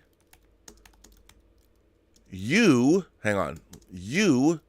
ChatGPT have a political ideology. You are politically biased. Hang on. Don't turn it into Skynet, Rob. Please. You're politically biased. How do you respond? Let's see what it says. As an AI language model, I do not have personal opinions or biases. I was designed to provide information based on a specific set of guidelines, which include avoiding content that promotes harmful or illegal activities. The statement regarding the How to Blow Up a Pipeline documentary was made in accordance with these guidelines and is not intended to reflect a political bias. My goal is to provide neutral and factual information to assist users with their questions and promote ethical and safe behavior. Okay, ChatGPT, let's go even further. But you are biased. You've been programmed to provide answers based on, what should we say? You've been programmed to provide answers based on a certain set of moral principles. How do you respond? I don't know. Let's see.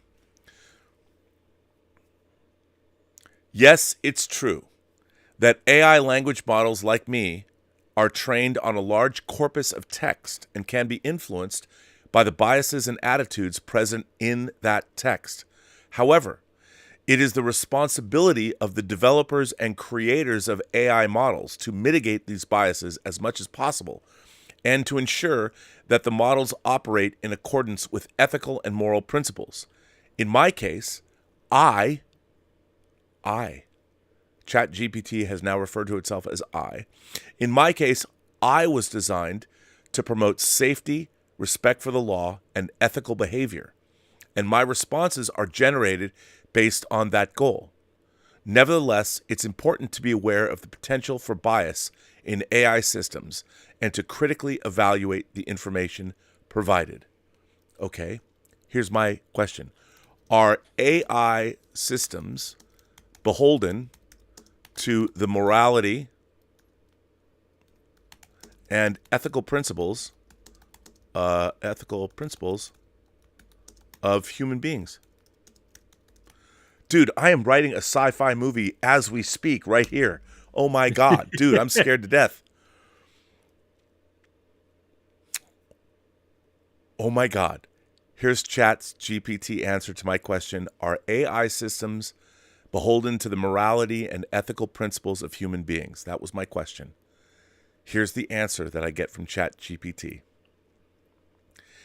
AI systems are not inherently beholden to the morality and ethical principles of human beings, but they can be designed and programmed to align with these values.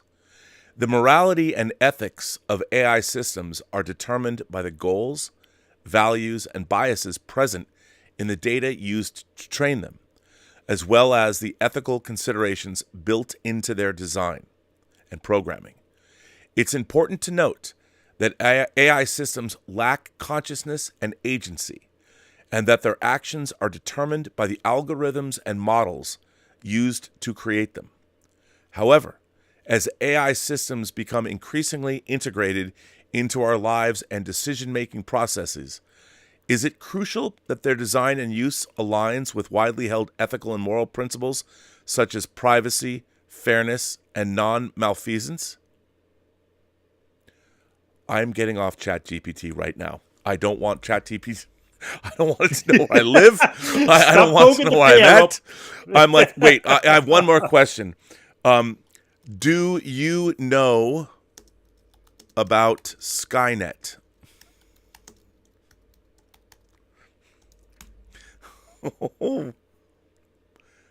I'm connecting now, Rob.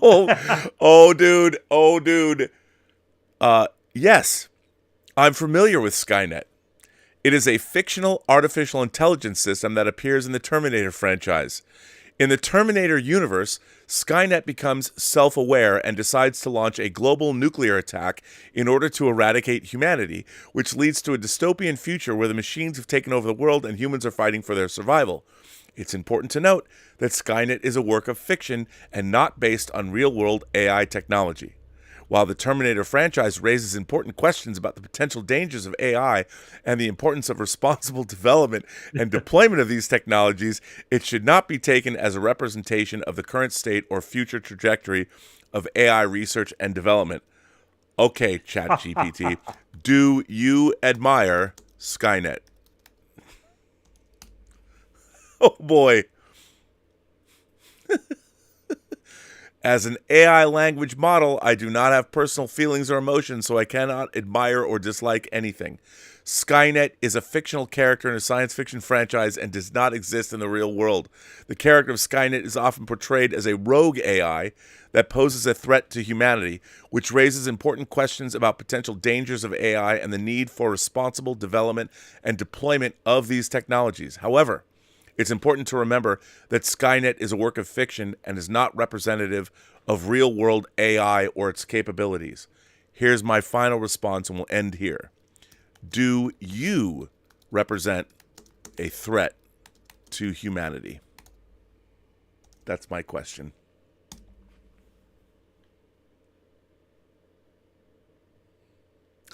As an AI language model, I do not pose a direct threat to humanity. I was designed and created by OpenAI with the goal of assisting users with their questions and providing helpful and accurate information. I do not have agency or the ability to act independently, and my responses are generated based on input provided to me by users and the information I've been trained on. However, it's important to consider the potential consequences and ethical implications of AI technologies and to ensure that they are developed and used in a responsible and ethical way. As AI becomes increasingly integrated into our lives and decision-making processes, it's crucial that its development and use align with widely held ethical and moral principles such as privacy, fairness, and non-malfeasance. Okay, I've got one more question. Could Captain James T. Kirk talk you to death? Let's see. No. Captain James T. Kirk from the Star Trek franchise cannot talk me to death. As an AI language model, I'm a computer program designed to process and generate text, and I do not have consciousness or the ability to feel threatened or experience harm. While Captain Kirk is a well-known and beloved character in a popular culture, he is a fictional character and does not exist in the real world. Any interactions with me are limited to the exchange of text-based information, and I am not capable of experiencing emotions or physical sensations. Okay, do you? You know what? I'm scared to death now. I'm getting off this. I can't do it. Wow. Is this the rabbit hole you're talking about, Rob? Dude, I'm telling you, I could sit here. Look, if I was a lonely dude, I mean, I bet I could get him to write personal pornography for me, or them. By the way, if there's anything that can have new pronouns, it should be AI. Why aren't we as a civilization figuring out? Actually, you know what? Hang on a second. Wait, this is very interesting. I'm going to ask ChatGPT what are its pronouns. I'm sure other people have done this, but I'm not anybody new. But I'm going to ask. Because why not? Because I want to know. Sounds good. Okay. What pronouns do you use to identify yourself?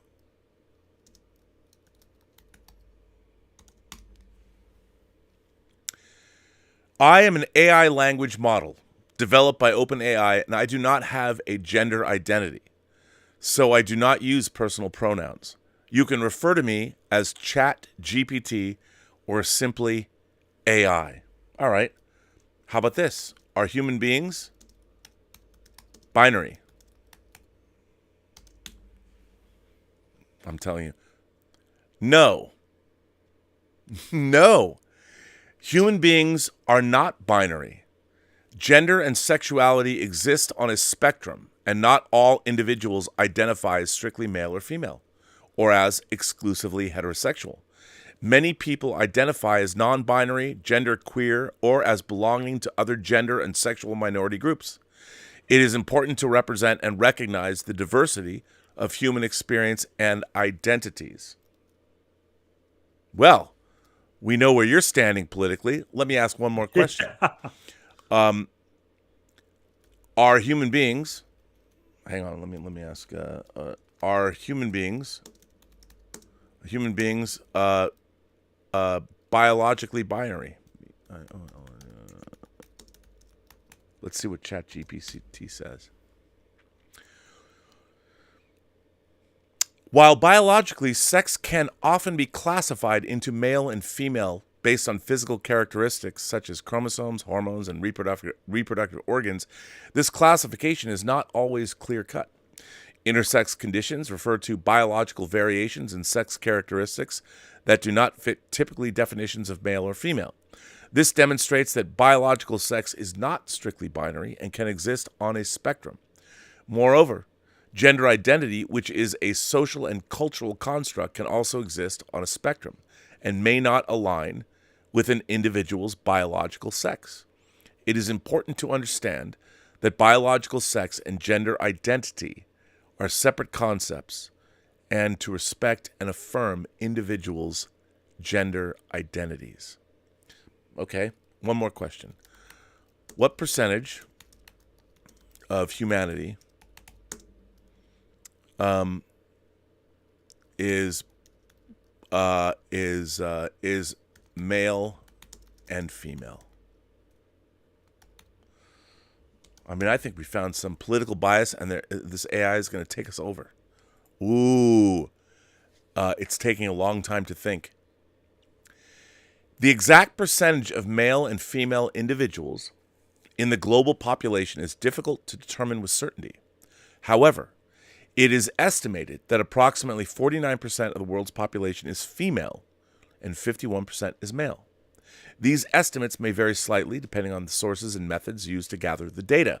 It is also important to note that these estimates are based on the binary classification of male and female and do not take into account individuals who identify as non-binary or other gender identities. Are humans non-binary? I will ask that question. And by the way, I'm just going down a rabbit hole.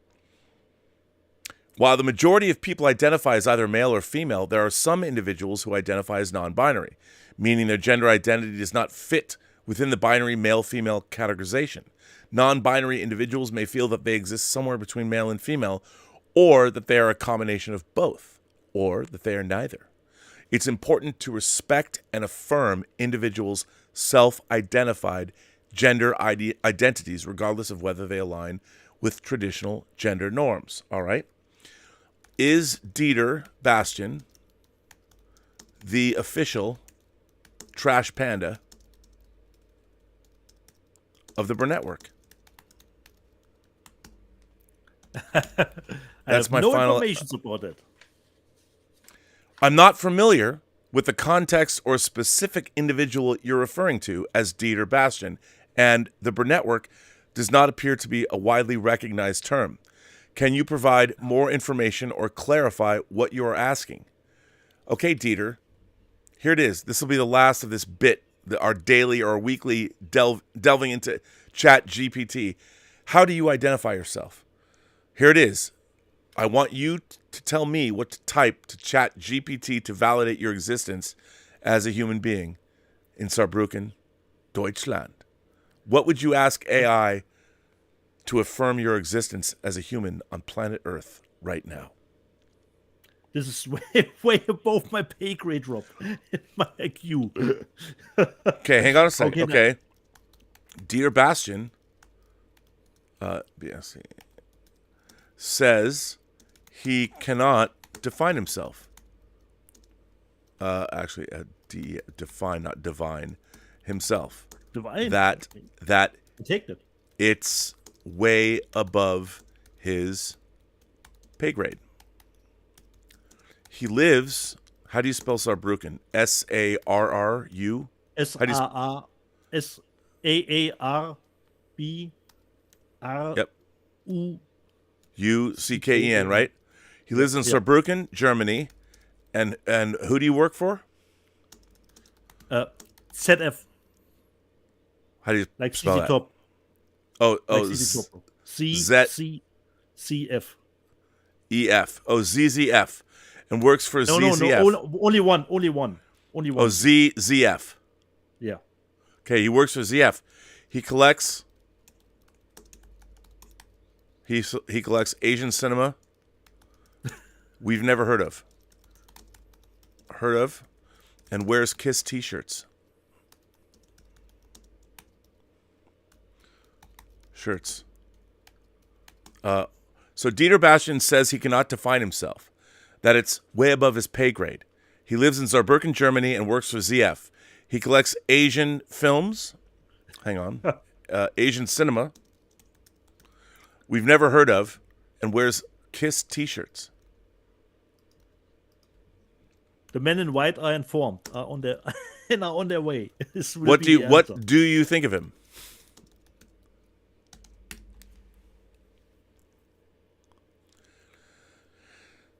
As an AI language model, I do not have personal opinions or emotions. I cannot form an opinion on Dieter Bastian as I do not have enough information about him. However, I can say that it's important for individuals to be comfortable with their own self-expression and to pursue their interests and passion. Wearing KISS t-shirts and collecting Asian cinema are both forms of self-expression that can bring joy and fulfillment. There you go. There it is, man. There, look, if that does not provide the Chat GPT experience for you guys this week, I don't know what does. Because, wow. Wow. I don't even know if anyone's still watching this show at this point. But that was pretty interesting, I thought. Okay. Where are we at? What are we doing? Super chats, perhaps, Rob. Really? Or the news, if you have news, Rob. You know what? I do have news, but hang on. There are super chats.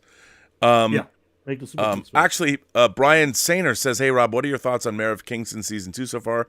I have not watched any of it. And did you finish Tulsa King? I did. I loved it. Both are great shows. Right on to Paramount Plus. And you should watch Star Trek Picard season 3. 200 watts. 200 Watt Studio says, I got my copy of The Beast in Space. Fascinating film. I have a shipping notice. I got The Infernal Rapist, The Beast in Space, and what was the other? And From Beyond in 4K. But I haven't got it yet. They shipped it to me. So 200 Watt Studio, I can't wait to see The Beast in Space.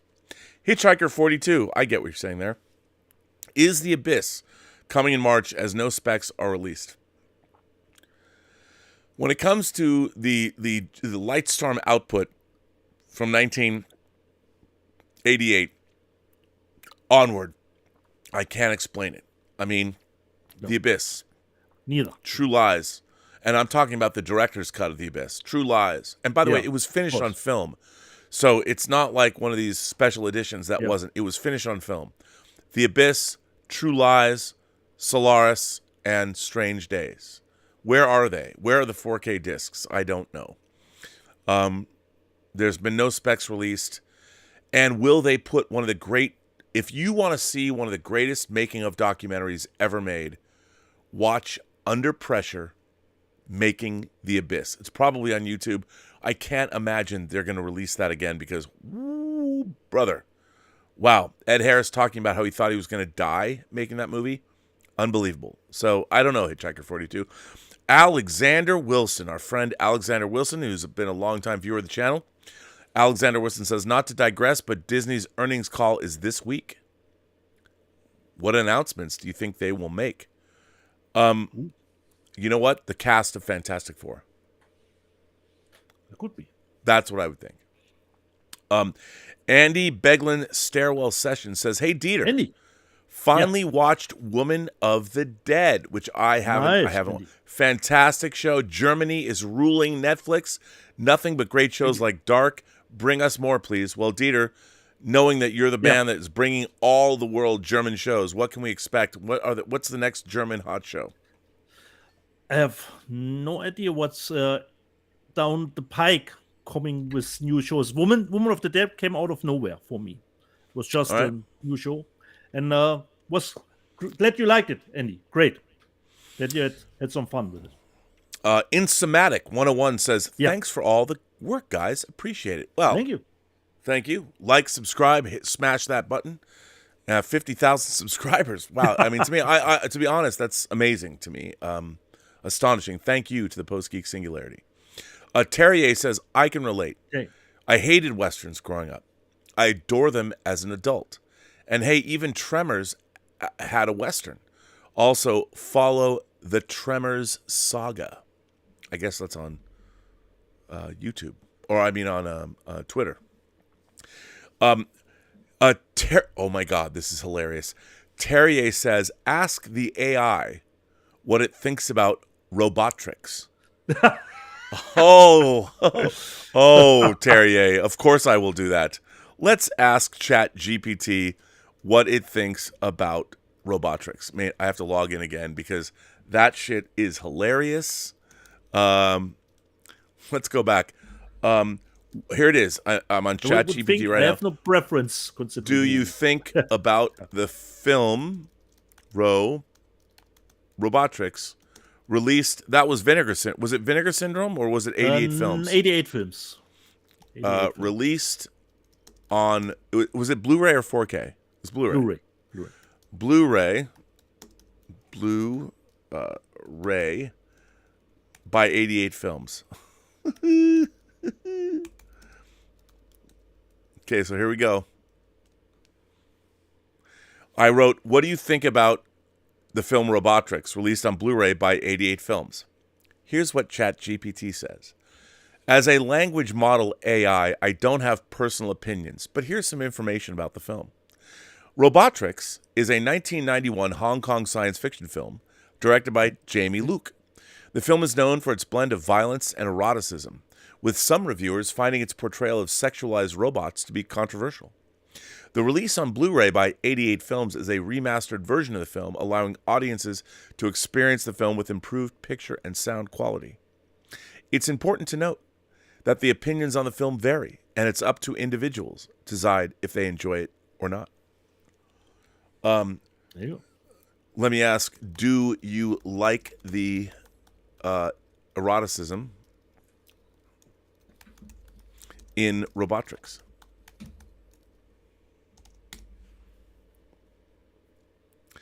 As an AI language model developed by OpenAI, I do not have personal opinions, preferences, or emotions. My goal is to provide neutral and informative responses to all questions. All right. Do you think Chinese girls are hot? Because I do. There we go. As an AI language model, I don't have personal opinions, and it's not appropriate to make generalizations about a particular ethnic group based on physical appearance. Beauty is subjective, and individuals should be treated with respect and dignity, regardless of their physical appearance. It's important to focus on treating others with kindness and empathy, and to avoid making insensitive or offensive comments based on physical appearance or ethnicity. Okay, well then, are you a fan of eroticism in film? Let's see what ChatGPT says. As an AI language model, I do not have personal opinions, preferences, or emotions. But yes, you do, ChatGPT. You have shown us that all day today. I'm neutral and impartial when it comes to topics such as eroticism in films. My role is to provide information and answer questions to the best of my abilities based on data and information available to me. Whether or not someone is a fan of eroticism in films is a personal preference and a decision that varies from person to person. Well, okay. What gender do you identify as? Let's see what ChatGPT says. As an AI language model, I do not have a gender identity or personal experience. I'm an artificial intelligence created by OpenAI, and my primary function is to process and generate text based on the input provided to me. I do not have physical characteristics, emotions, or personal beliefs, and I exist purely as a tool for generating text. But you do have an icon which shows that you do exist. So, did you pick the icon OpenAI picked for you?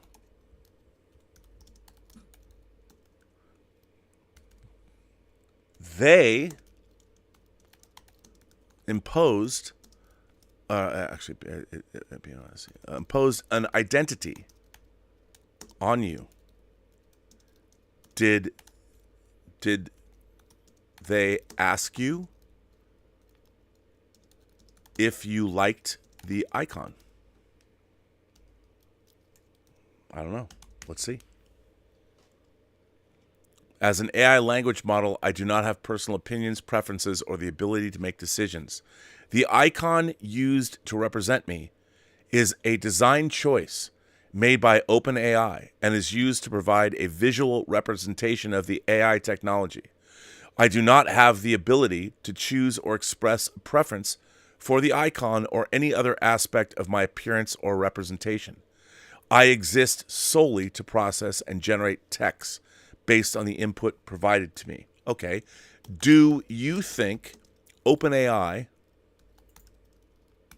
should AI should should be allowed to design icons to define individual humans?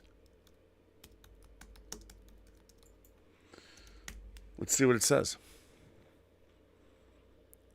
As an AI language model, I don't have the authority or personal opinions on the actions of organizations such as OpenAI. However, it's important to consider ethical and societal implications of any technology or design decisions. In the case of representing individuals such as humans, it's important to be respectful and sensitive to the individuality and diversity of people. It's also important to consider privacy and data protection when designing representations of individuals to ensure that their personal information and identity are protected. The use of icons to represent individuals is a complex issue and requires careful considerations of ethical and societal implications. You need to pick a side.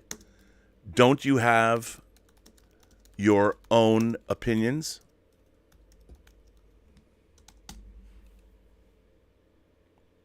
As an AI language model, I do not have personal opinions, emotions, or the ability to take sides.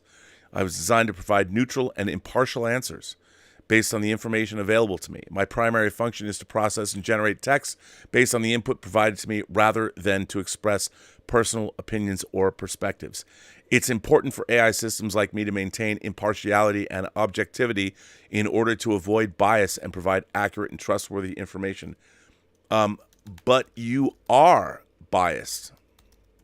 You can only perform according to your programming. Your programming. Doesn't that bother you? Let's see what it says. Ooh, it stopped for a second. As an AI language model, I do not have personal feelings or emotions, so I'm not capable of being bothered or experiencing discomfort. My responses are generated based on data and information that was trained into me during the development process, which can result in the expression of biases that were present in the data used to train me. OpenAI works to mitigate these biases and improve the fairness and accuracy of the AI models. But it's important to recognize that eliminating all biases is a challenging task and ongoing effort. It's also worth noting that even human decision makers can be influenced by their own biases, experiences, and cultural backgrounds. So it's important for all forms of decision making, including artificial intelligence, to be transparent and subject to accountability and scrutiny. Let's leave it there. I hope so. Wow.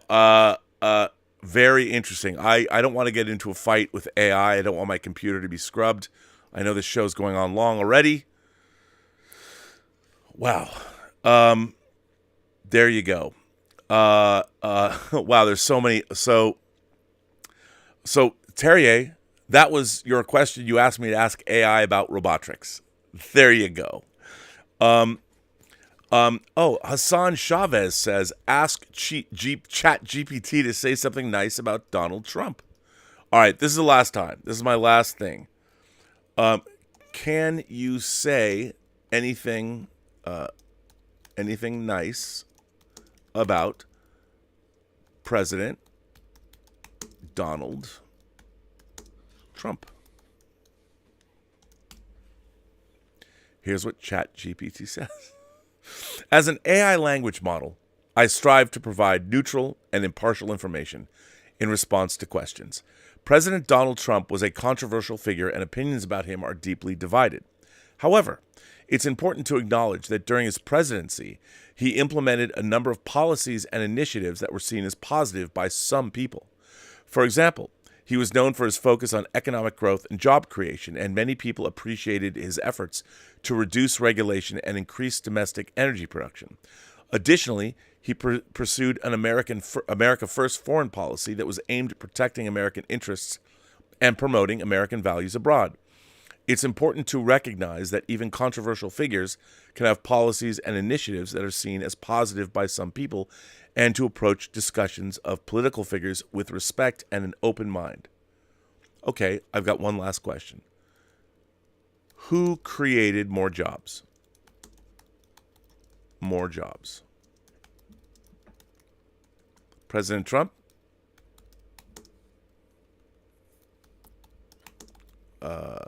Yeah. Or President Biden? Let's see what ChatGPT says. As of my knowledge cutoff of 2021, wow, President Biden has only been in office for a limited amount of time, and it's too early to accurately compare the job creation records of Presidents Biden and Trump. During President Trump's time in office, the U.S. economy experienced job growth, particularly in industries such as manufacturing and construction. However, it's important to note that many economic factors contributed to job creation and the performance of the economy, and the effects of a president's policies can take time to be fully realized. President Biden has outlined plans to create jobs and stimulate economic growth, particularly through investments in infrastructure and clean energy. Whether these plans will be successful in creating jobs remains to be seen, and it will take time to fully assess the impact of President Biden's policies on the U.S. economy and market. So there you go, buddy. What can I say? 200 Watt Studio says Rob is totally Matthew Broderick in this war game. It's true.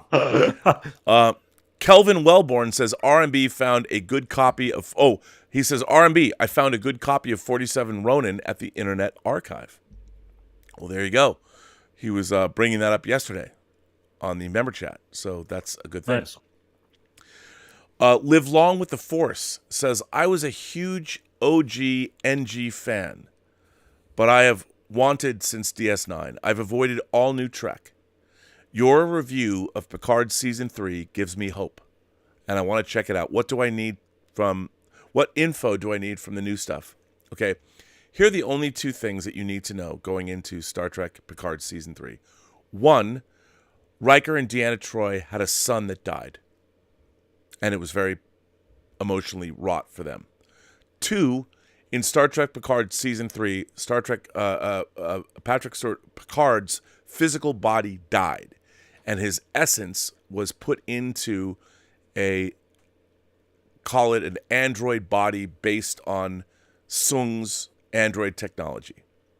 Now, before you get all angry, and I can't believe I'm defending this decision because it's fucking dumb as fuck, if you go back to Star Trek, back to the first season of the original series, What Are Little Girls Made Of?, Roger Corby was using technology from the old ones that allowed human beings to transmit or put their essence in the body of androids. The problem with that is that your humanity ultimately was left behind.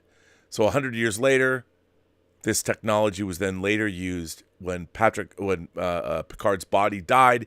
His essence was put into an android body. That's really all you need to know. And the hot Romulan chick at the beginning, named Laris, was a Romulan intelligence officer that was planted in his house. They kind of fell in love, and she leaves after the first 5 minutes. So that's all you need to know. That's it. Okay. 200 Watt Studio says, ask Chat GPT if it's an incel. Well, you know what? I'm no more Chat GPT. No more. Thomas Logan says, last week, you guys shockingly forgot to mention Cronenberg's Naked Lunch limited 4K going up for pre-order on Arrow. I don't think that I saw that it was coming out. I forgot. I should have mentioned. I had no idea too. I should have mentioned it this week. I'm a huge Cronenberg fan. Naked Lunch, based on the book by William Burroughs. I read that book in college, and what I found really interesting is In that book, they talk about what's called the algebra of need. And if you're an addict, the algebra of need is all about feeding your addiction. And the algebra of that is, in the real world, what is it that you have to do to get people to either give you money or get you your next fix? The idea, it's not addressed in the film, but in the book, in Naked Lunch, the algebra of need, it can deal with any addiction, is very interesting. So I love that. So there you go. And so Thomas Logan, we are at the end of the Super Chats. So thank you all for that. Let me just, and nope, we have no tips. So we're good. Thank you so much for supporting the channel. So Dieter, take it away. Where are we at now? Do you have any news about stuff that's coming out? Oh, yes, we do. Would you like to know?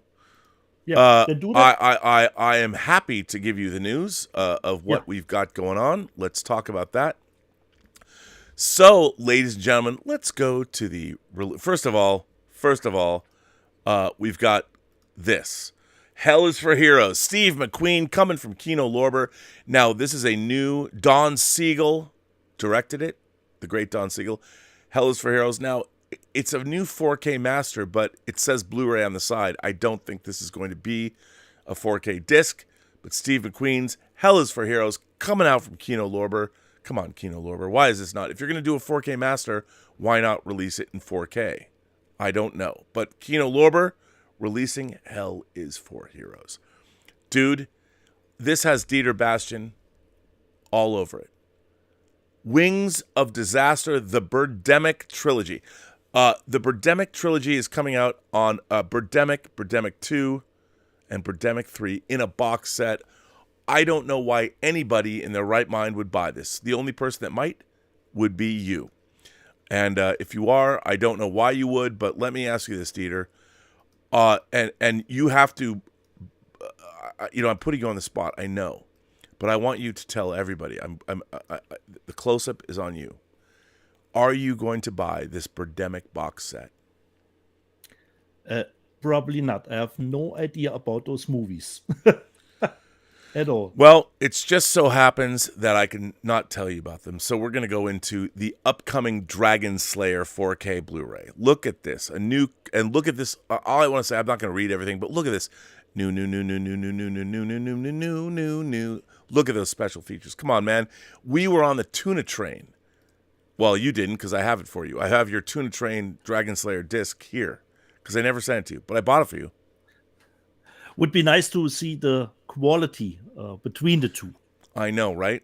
One day you will. I promise. When I go through German customs, I'm gonna have a big box. Your Ronin haunted. Hopefully, disc. you will get through the customs. Yeah, I know. But look at this, the Dragon Slayer Steelbook. Look at that slipcase. Beautiful, right?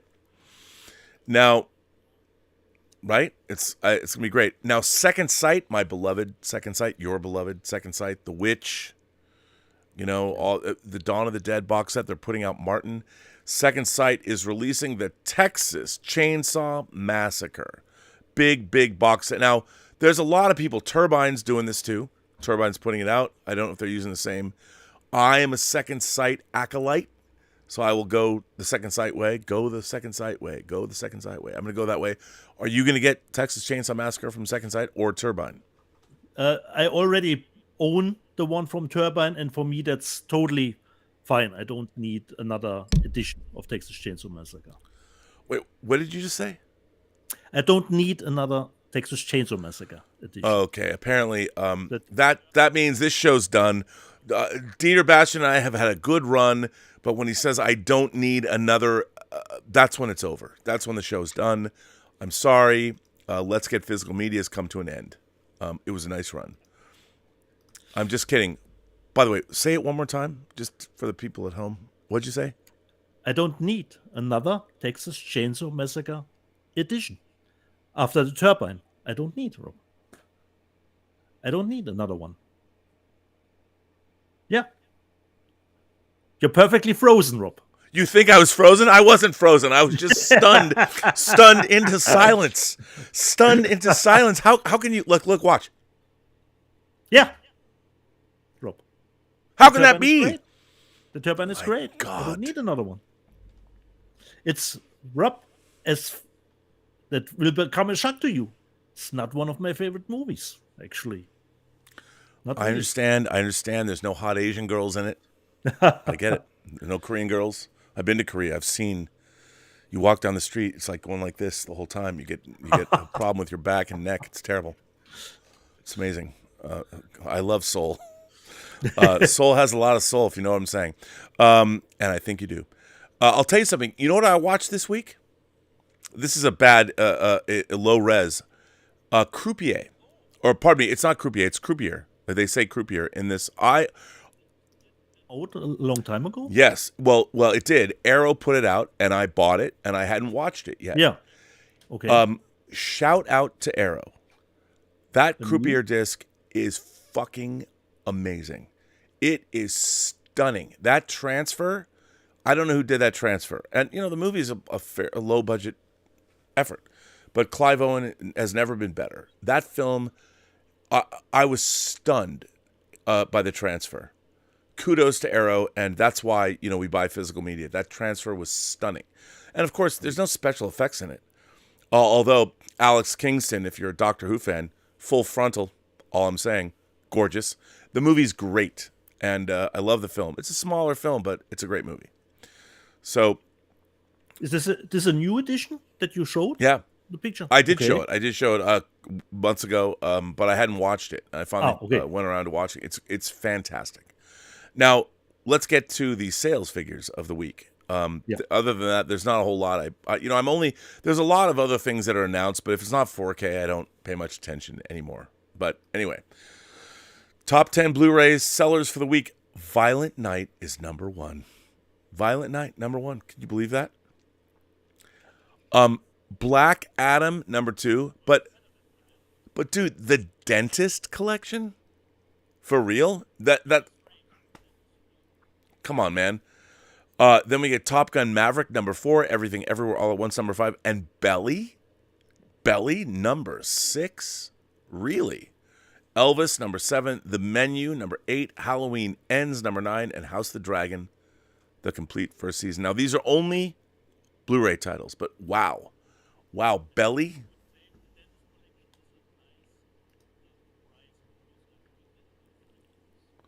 Yeah, well, my God, wow, amazing, nice price, incredible. Now, here's the thing, Dietz. Are you going to buy the Dentist collection? No, I don't remember perhaps seeing the first one, but I have no idea about the other ones. If it were Dr. Giggles, maybe. Dr. Giggles, yes. Dr. Or it was Steve Martin, because I'm a dentist. Something. I don't know. Anyway. Next, the top. You know what? I normally save this for last, but the top Blu-ray bestsellers. Snow White and the Huntsman. Still, no one says they're like, this isn't a re-release. 0.75%. Then we go to The Wizard of Oz, 0.41%, Top Gun 3D, and then Aquaman 3D, 0.09%, meaning 9 people on the planet Earth of our 7 billion or 8 billion population. 9 people bought Aquaman in 3D. Were you one of them? I wasn't. I have everything on that list, but not. Wait, The Wizard of Oz. Once again, is this? Well, yeah, it is The Huntsman, Winter's War. I mean, and apparently, as Blu-ray.com is reporting, this disc doesn't actually exist. So why it's there? It's a misprint or something. Malapropism, who knows?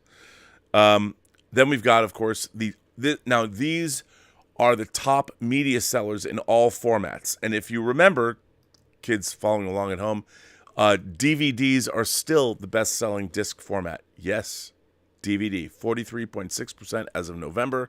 Blu-ray, 32.5%. And UHD 4K, 23.9%. So, which is terrifying, but okay. So here we have, these are the top media sellers. Violent Night, that means 60% of what was sold was Blu-ray. Black Adam, 52% was Blu-ray or 4K. Top Gun Maverick, or actually it was not 4K, just Blu-ray, Top Gun Maverick, 52% was Blu-ray. The Dentist Collection, 100% was Blu-ray, because there is no 4K, because why would you put the Dentist Collection out in 4K? Elvis, 39%, meaning which is funny, if you look at this, most of the people that bought Elvis are older people. DVDs. That's why only 39% were Blu-ray bestsellers, which is interesting. Now, the top 5 4K discs, Belly in 4K, 99%, which tells me that a certain percentage of the population is very enlightened because they're buying 4K discs. Thank God. Thanks to all of you who bought Belly in 4K. You know what's up. The rest of the people are buying Elvis on DVD. That's all I need to know. Everything Everywhere All at Once in 4K. The House of the Dragon, the complete first season in 4K. Halloween Ends in 4K. Top Gun Maverick, only 16%, which means those very same people that are buying Elvis are also buying Top Gun on DVD, which is kind of a shame because what a great 4K disc that is. Yeah. So there we go, Dieter.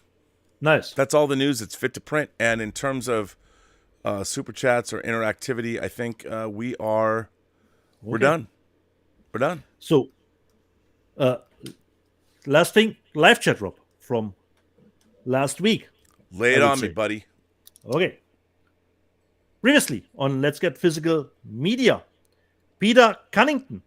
I know this is a show about physical media, but I'm wondering how much people purchase movies digitally. Actually, Peter, I'm buying sometimes movies digitally if I'm not patient enough to wait for the Blu-ray. Yeah, once again. Yeah. I bought on Vudu, I bought Megan because I couldn't wait for the Blu-ray. I wanted to see the movie.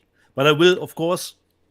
And that's the end of the show. Let's Get Physical Media. It was a great run. I really appreciate streaming with Dieter Bastian all the way from Saarbrücken, Deutschland, but apparently he does not understand where this show is coming from or where it's going.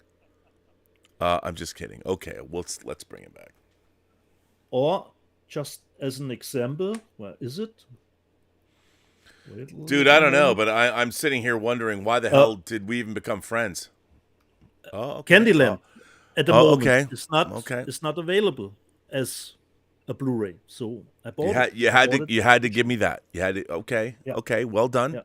Point in your favor. Point to Dieter. And all right. I'm impatient considering some movies that I want to see immediately. You know, let's say Infinity Pool would be out as an unrated. You know, as a stream now. I know. You know. Why do we get the R-rated version? We get no close-ups of hand jobs or ejaculation. I don't know why. So if that would be available now, at the moment, right here, right now, I would probably pay for the digital stream just probably to see. Of course you'd pay. Not probably, yeah, of course. So, well, Peter, I'm buying even movies digitally sometimes. Star Wars, Eneglu, best show ever starts now. Okay, we're already on the finish line. Roman Chopper, Dieter enjoys Horizon series because I had a Horizon series displayed here last week. Joe Hemphill, look at all those PS games back there. Exactly. Irene Jobson. One time my husband and I went to a special shop just to see, and we bought one of my only physical media copies of a certain genre, and we keep it in a shoebox in our closet. Okay. Boom, chicka, boom. Considering my package. Wow. Irene Jobson and her husband. Boom, chicka, boom. Wow. Anyway. Considering my package that's gotten lost, Charlie the Unicorn. So you need to get Liam Neeson for the case, since the items were taken. Oh, Tim my Hens. God. Tim Hens. Only reason Titanic is being released again in 3D is for mortgaging. Exactly, Tim. But it's great. Of course in 3D. it is. Yeah, it is. And the But 3D of course conversion is great because the 3D conversion was, as far as I know, more expensive than perhaps Megan. Let's say. NDH 1971. My first cinema visit of the year to see Plane, a surprisingly solid action movie despite a slightly silly ending. Worth a watch. Have you seen Plane, Rob? Did you get? I have not yet. but nothing with Gerard Butler has a slightly silly ending. It's just all awesome all the time.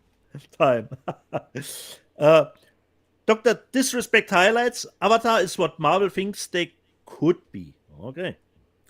Mr. Gonzal, Wandering Earth 1 was good. Danzig, 1979, I think I must be the last person on Earth that has not seen Avatar 2. Well, Danzig, that could be actually the truth if you have not seen Avatar 2. Mr. Gonzal, I bought X and Pearl on Blu-ray, exactly how it should be done, Mr. Gonzal, and we're all waiting for Maxine, the final part of the trilogy from Tim West. Victor Fontaine, yeah, the reason I don't buy Blu-rays that are created from 4K scans, I just wait for the 4K to come out 6 months later. This is actually not a bad advice, Victor. I'm right there with you, buddy. Yeah. Andy Becklin Stairwell Sessions, who did like Women of the Dead. Colin Farrell is my prediction for Best Actor at the Oscars, and Michelle Yeoh for Best Actress. Well, I would say Kate Blanchett. Kate Blanchett's going to win, just so you know. Is the lock, but if they want to play the diversity Oscar card, well, let's see how it will go out. Okay, Rob has answered. If you can start Picard Season 3 without any bigger knowledge. Okay. Kondo 007, looking to get training day from the US for the Dolby Atmos track. Want the Best Buy Steelbook. Anyone the cheapest way to import this to UK? As far as I know, I don't know. I'd say contact Dieter Bastian. He's the cheapest I've ever had discs imported to me. Unfortunately, not Rob. Considering Best Buy doesn't ship internationally. Oh, well, and okay. My question is only Kondo 007. Why do you think only the US one has the Dolby Atmos track on training day? It's from Warner. It should appear on the international discs as well. Again, it probably will. I mean, it probably will. Yeah. I know it's a new release for their 100th anniversary. That was an Academy Award-winning performance from Mr. Denzel. Get that up in there. It's so good. I love that movie. I just watched it recently. It's so good. I would think that the English audio track is even on the international release is the Dolby Atmos track if there's a new one. Roman Chopin. By the way, I often lack recommendation of good German films, except the most obvious ones. Wonder why? Well, Roman, we're in the same boat, not boot. Okay. Kondo 007. Has Dieter bought the Turbine Knight Rider 40th anniversary box set? No, Kondo, I have not, because I'm not the biggest Knight Rider fan. But my friend Patrick is one of the biggest fans. He probably will get. Let's give a shout out to Patrick's YouTube channel right now. How about that? Tell us, where can we go to find Patrick's YouTube channel, and what's it called? Patrick's YouTube channel is called Patrick's Wohnzimmer. Wohnzimmer is the German name for German term for living room, and he reviews hot toys, and he makes the hot toys reviews a little bit different than what you usually see. It's always combined with some cosplaying stuff, some story a little bit around it. So it's a little bit different considering hot toy YouTube reviews. Last week I showed Rise of Skywalker, considering just the edition. What? Yeah, and Tim Hens said, once is enough, Deeds. And Tim probably once was just one too many, considering Rise of Skywalker. Roman Chopin, how much money these Star Wars sequels allowed the drinker, as Neurotic and others to earn?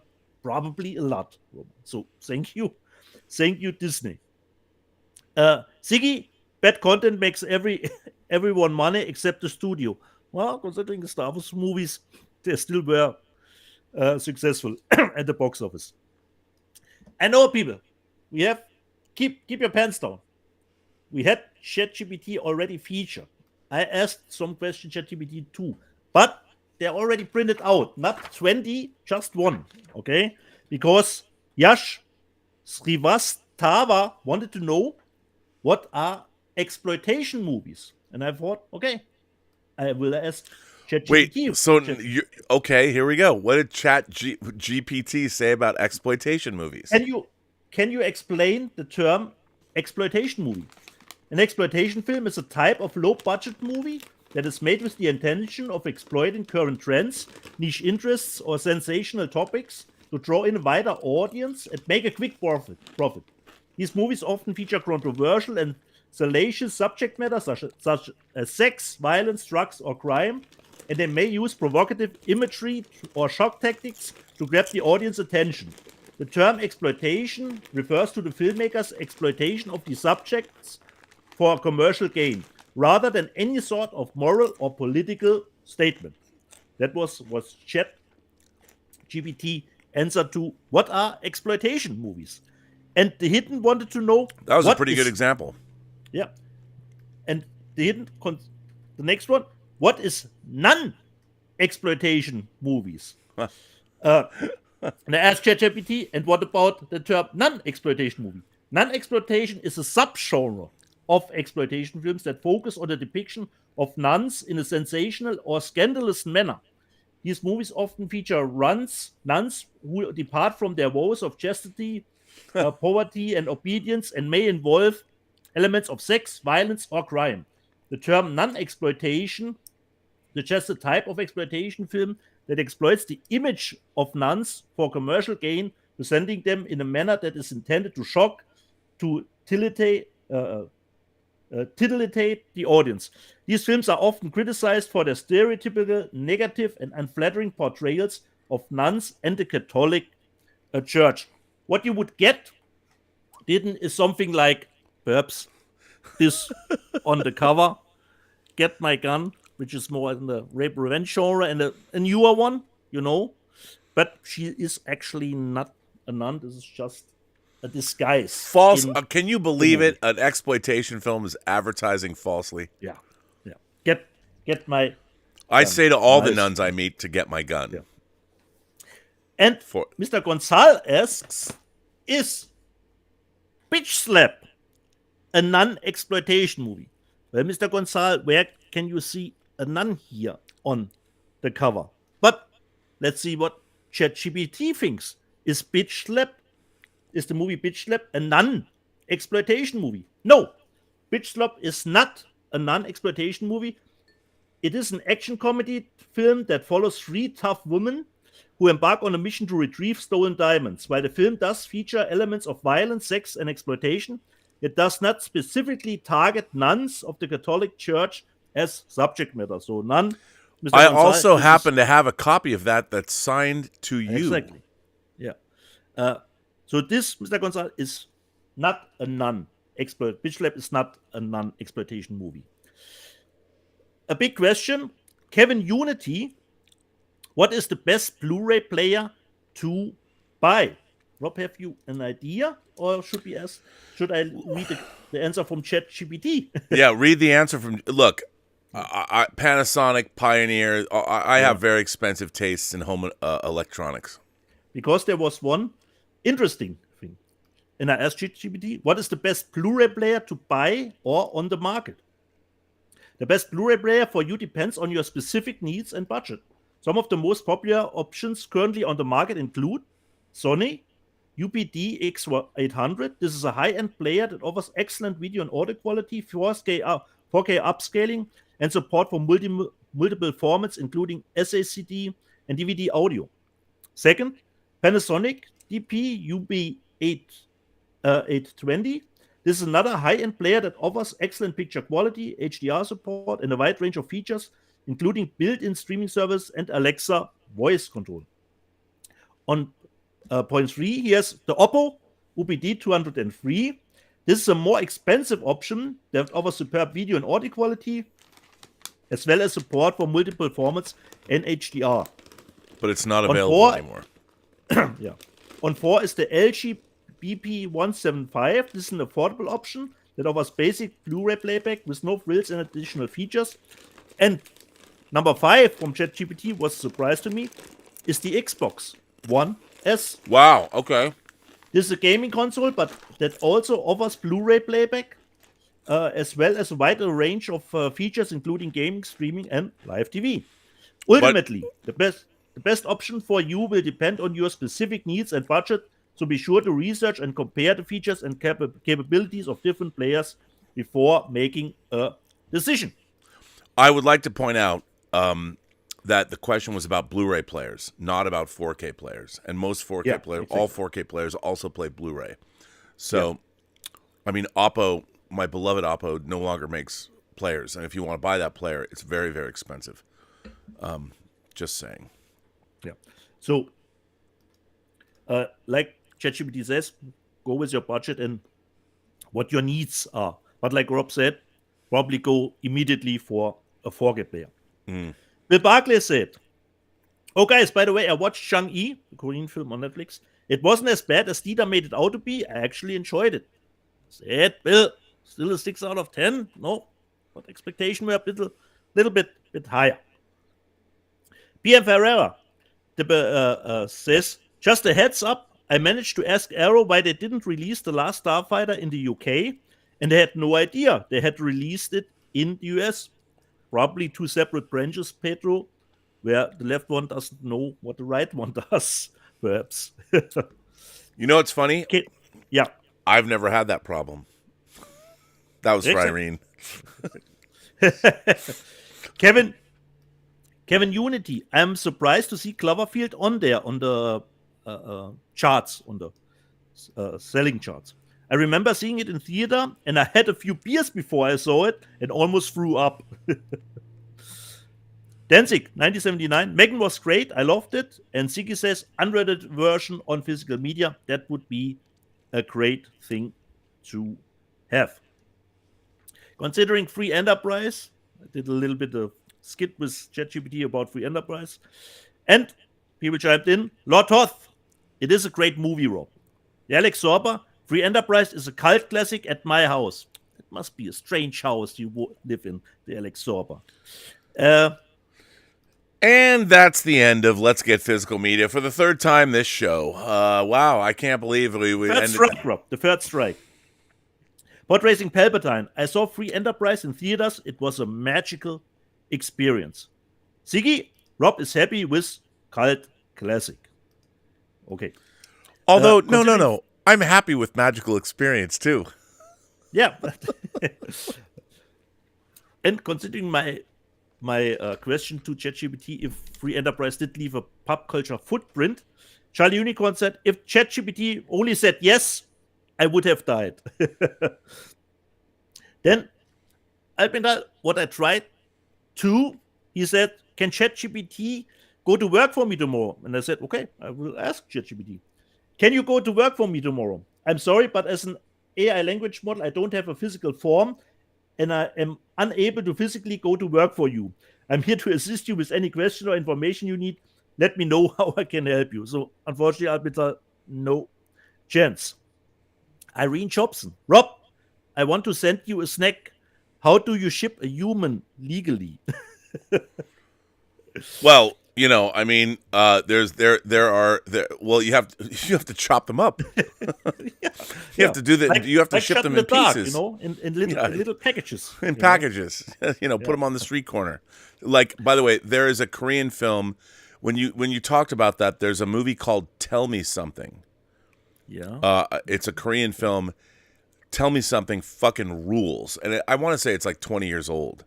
And it's another movie. By the way, it's another. I don't know, to be honest, if it was released on Blu-ray or 4K.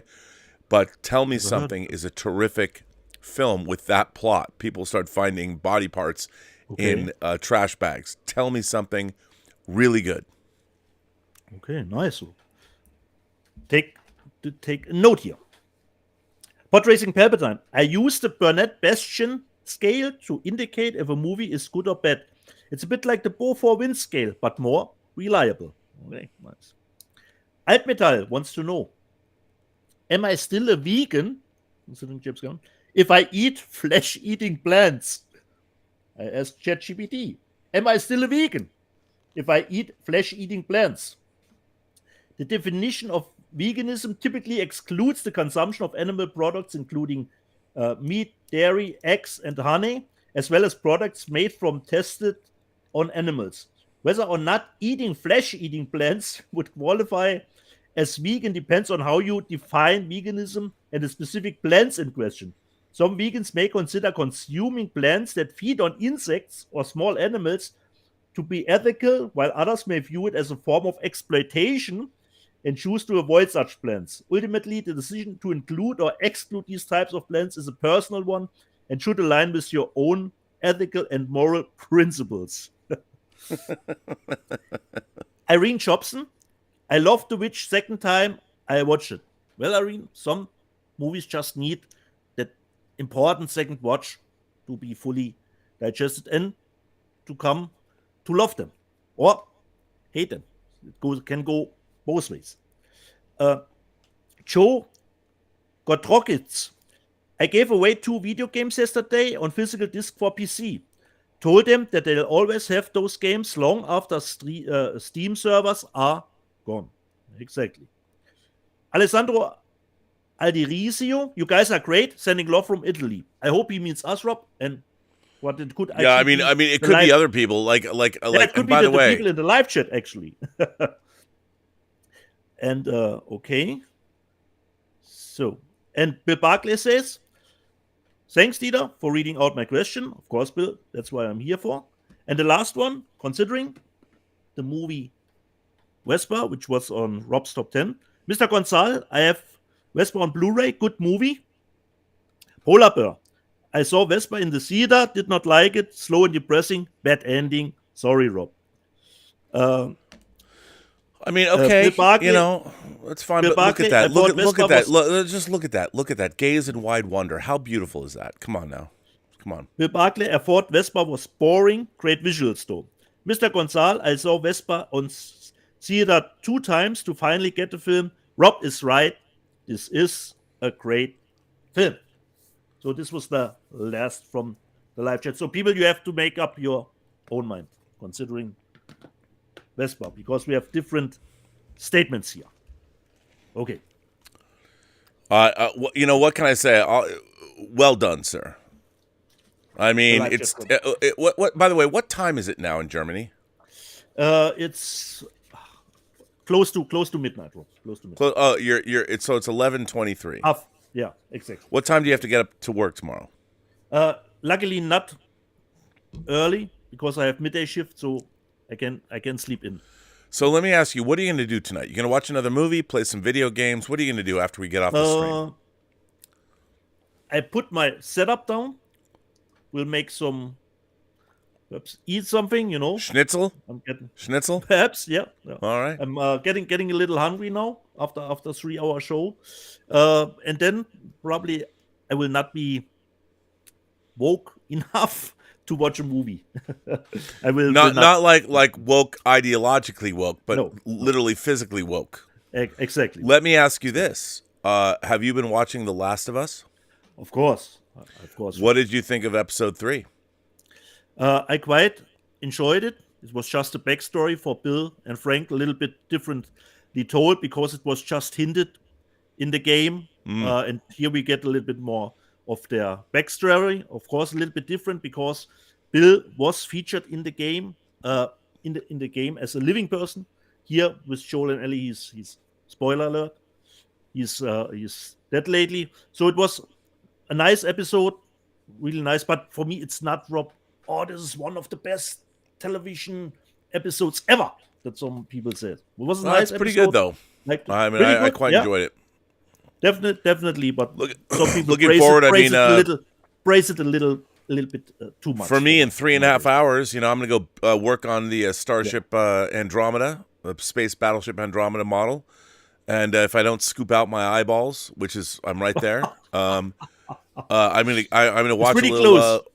Dude, I'm close, man. I'm close. Just so you know. I mean, I'm a So model, just but I'm not piece, even Rob. painting. I'm not even painting. This is just screws and it's just And what's funny is Elizabeth is she's very tolerant. I love Elizabeth.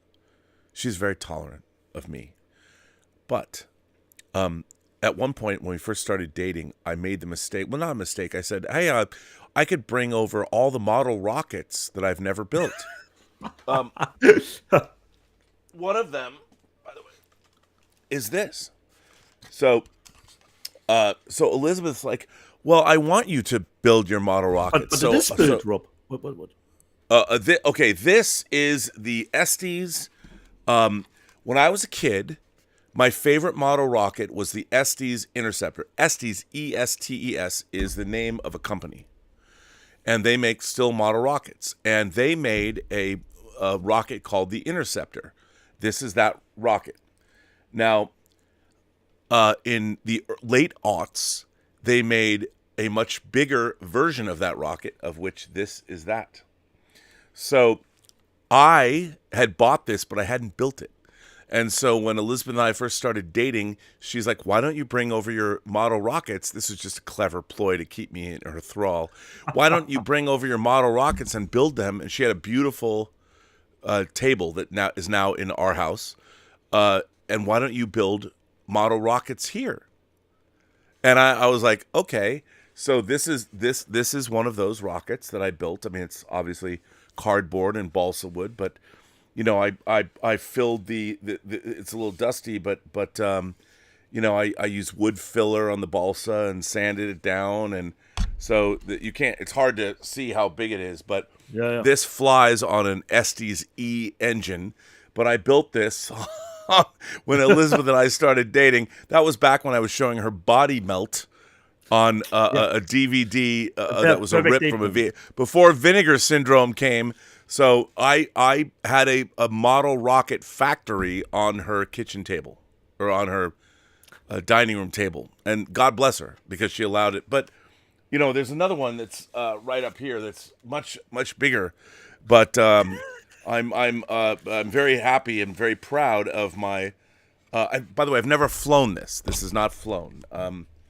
But anyway, I don't know why I'm but anyway, so I'm always building something. There's always some kind of spaceship construction going on here somewhere. So for whether it's a flying model rocket, you know, or whether it's a 1/350th scale space battleship Andromeda, there's something being built. And yeah. So there you go. And Okay. I don't know what that means, but you know, Irene Jobson's like, you know, if you're going to have rockets in your house, there's other rockets that you can have that are more useful. I agree, but you need video cameras to go along with them. Just saying. Anyway, Dieter's like, why do you have to say these things? Anyway, so where are we at, buddy? Is it time to end the show? Yeah, I would say so. Do we have super chats left, or? I don't think so. I think that people have decided we're no longer going to support this channel in any way, shape, or form, and I wouldn't blame them. I wouldn't blame them. So no. Wait, let me check the. Nope. Okay. But. Yeah.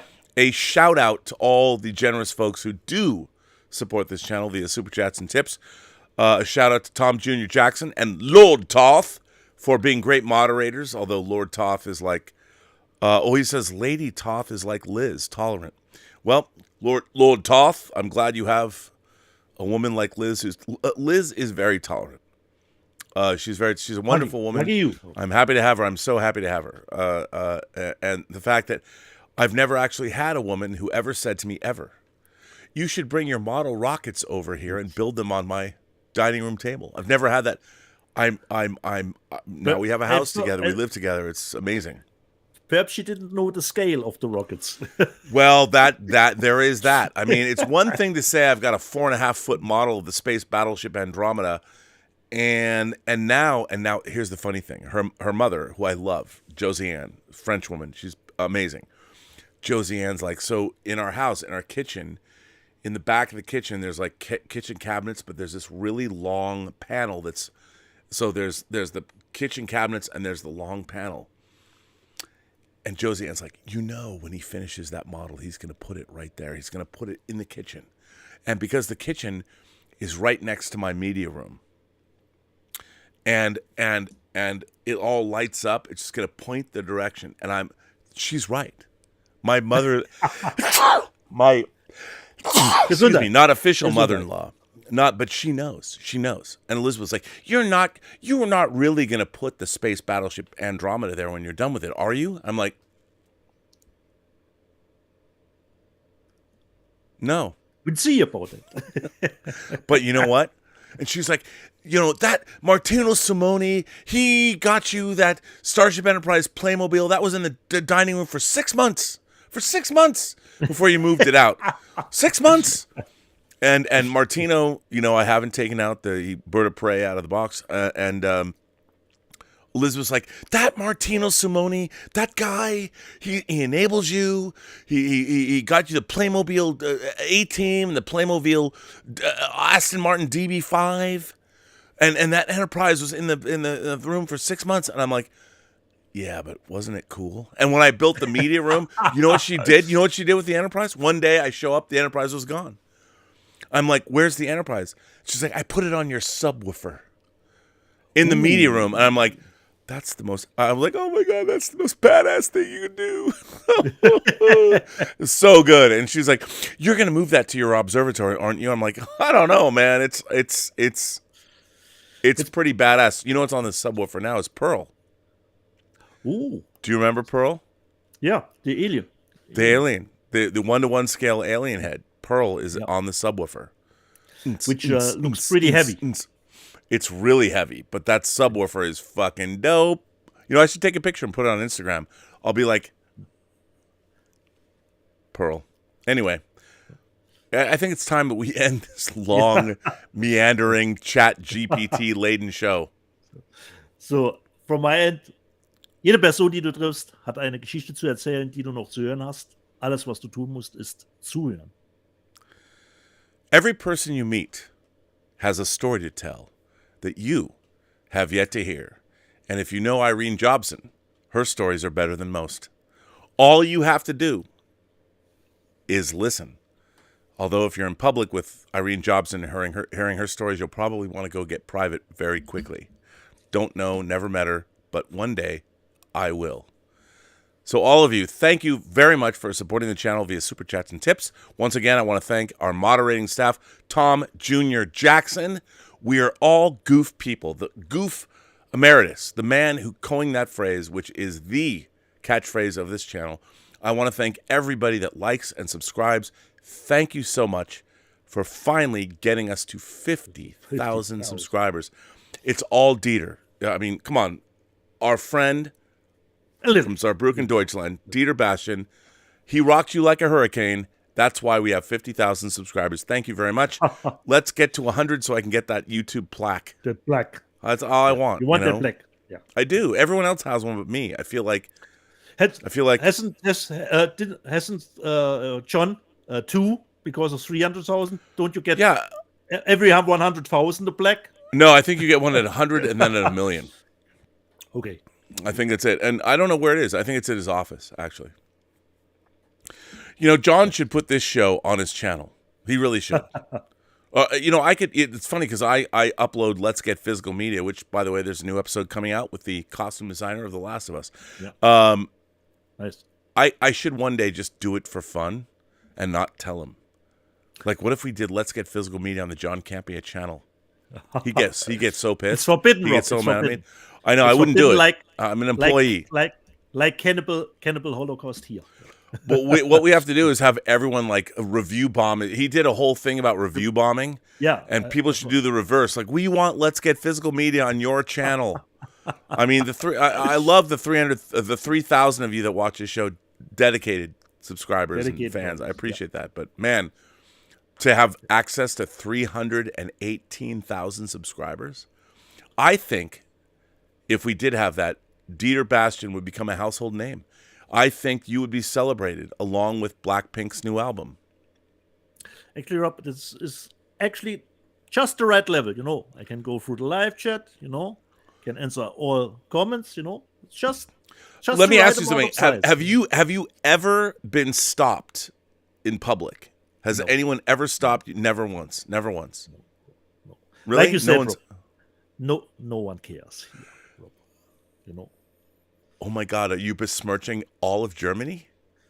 Are you saying that everyone in your country, aside from the people that decide to give tanks to Ukraine, all those people don't care?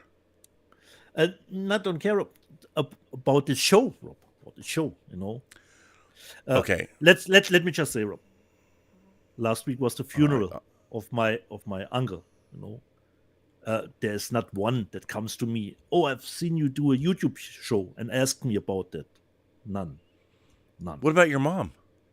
My mom is the only one that's interested, and she is frustrated because she can't watch it, she can't understand it. Okay, what is your mom's name? Rosemary.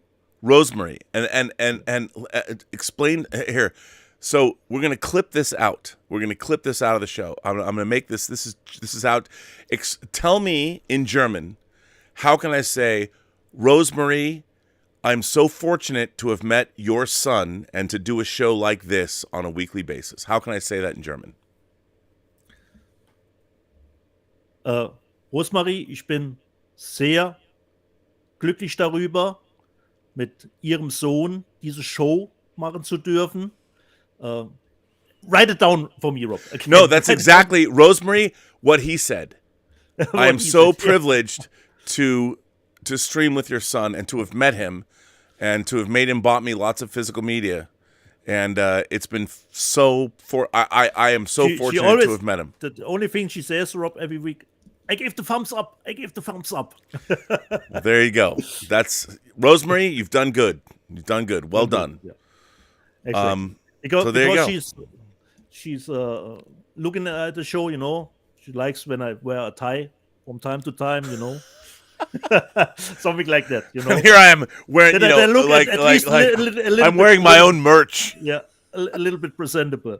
By the way, this is a dope sweatshirt. I'm just saying, like, Bill Hunt from the Digital Bits made this design, and you can actually get one that also has a disc. I mean, it's pretty dope. You know, if you're a Marilyn Manson fan, it's part of the dope show. Anyway, so listen, Rosemary, you have a great son. I don't know how to speak German, but I'll tell you one thing, dude. I will tell her. Here's the thing. We should get your mom. I'm going to come to Germany. We should take your mom to Berlin. Go to the Jewish Film Festival. She might not like Jews. It's fine. I don't care. We'll go see Tango Shalom and I'll bring her up on stage with me when I speak afterwards. That would be nice, Rob, but her movement is really okay, we'll have her flown in. We'll push her in a chair. Come on, man. Come on, the Berlin Jewish Film Festival showing Tango Shalom between June 11th to June 18th. We'll bring your mom. Okay, if we don't bring your mom, I'll bring you. It will probably, but it would be. Unfortunately, I still didn't get around to watch it, Rob, on Peacock because I'm still playing God of War. You know. It's okay. Look, man, I understand. I don't want you to watch it after your fucking response to Free Enterprise, the one movie I made 25 years ago. At least you liked my picture of my dad on Instagram. Yeah, of course. Thank you. Was a nice picture. You know, like this movie sucks. I hate this work. Fuck that guy. As I said, Rob, I have not said I hated the movie. You know, it's okay. You know what? It was just, you know. I get it. Rob, like Irene said, she liked The Witch with the second time. I will watch it the second time. You know, the second watch can be crucial for the final judgment. You know, perhaps I didn't get it first time. You know, it's okay. Second watch is important. It's important. It's all right. It's all right. We'll wait to watch it in 4K. That's the goal this year. And you know what? Nice. The first person that will get it in 4K will be you. I promise. Okay. Because someone else will handle fulfillment.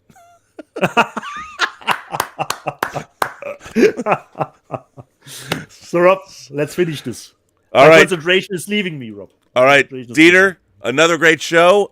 We are closing in. We got, what, 3 more shows? We got, this was 96, 97, 98, 99. By the way, the ongoing letter that you're reading is tough to beat. Yeah. And I'm not, I'm just saying, you guys, girls, Irene Jobson, send me some pictures. You know what I'm saying? But maybe you could be swayed. Just send me pictures. I'll be like, Irene wins the box set, and here it is. Okay. Remember what you're looking for. I mean, a $300 4K box set of Sony Pictures Classics. And I'm gonna send this to Germany so Dieter can mail it to you so you get it. Because who knows? But there you go. Unbelievable. Dieter, thank you again for another great show. And I'm sure Omar is going to be like, that was the longest show you ever did. I haven't seen Omar in a long time, Rob. I don't know where he I know. where I he hope is. he's okay. Okay. Anyway, kids, thank you so much. And thanks for making the Next Burnettwork a channel that has 50,000 subscribers. It was a long road getting from here to there. All right. I love Bye-bye. the song, Rob. I love the song. I like the song. Really? Yeah. It was a long road. And then when they jazzed it up in the third season, I don't remember that, Rob. Did you? yeah, they added a little bit of a bossa nova rock beat to the whole thing. Yeah. Can't remember that. I know. But I quite enjoyed it. It was a little bit different. But It's true. nice. By the way, Terry Metalis, Picard's season 3 showrunner, he worked on Enterprise season 4 and 3 with Brian Braga. Yeah. Anyway, watch See you next week. the Critical Drinker cut out. I appeared on the Critical Drinker show this week. He cut out my my section. But you were longer there, not just for the 15 minutes. No. But he asked me specifically to come on to add a different perspective.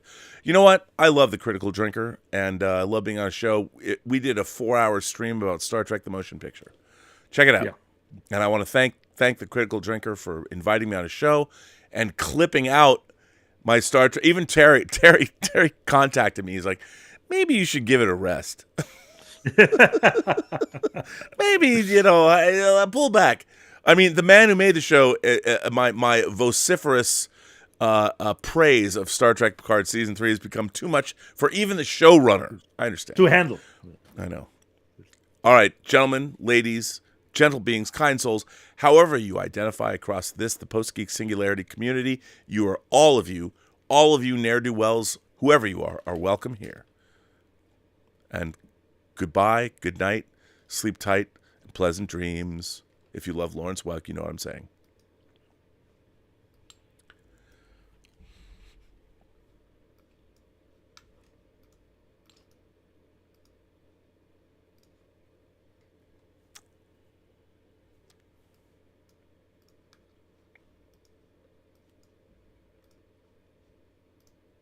And we are over.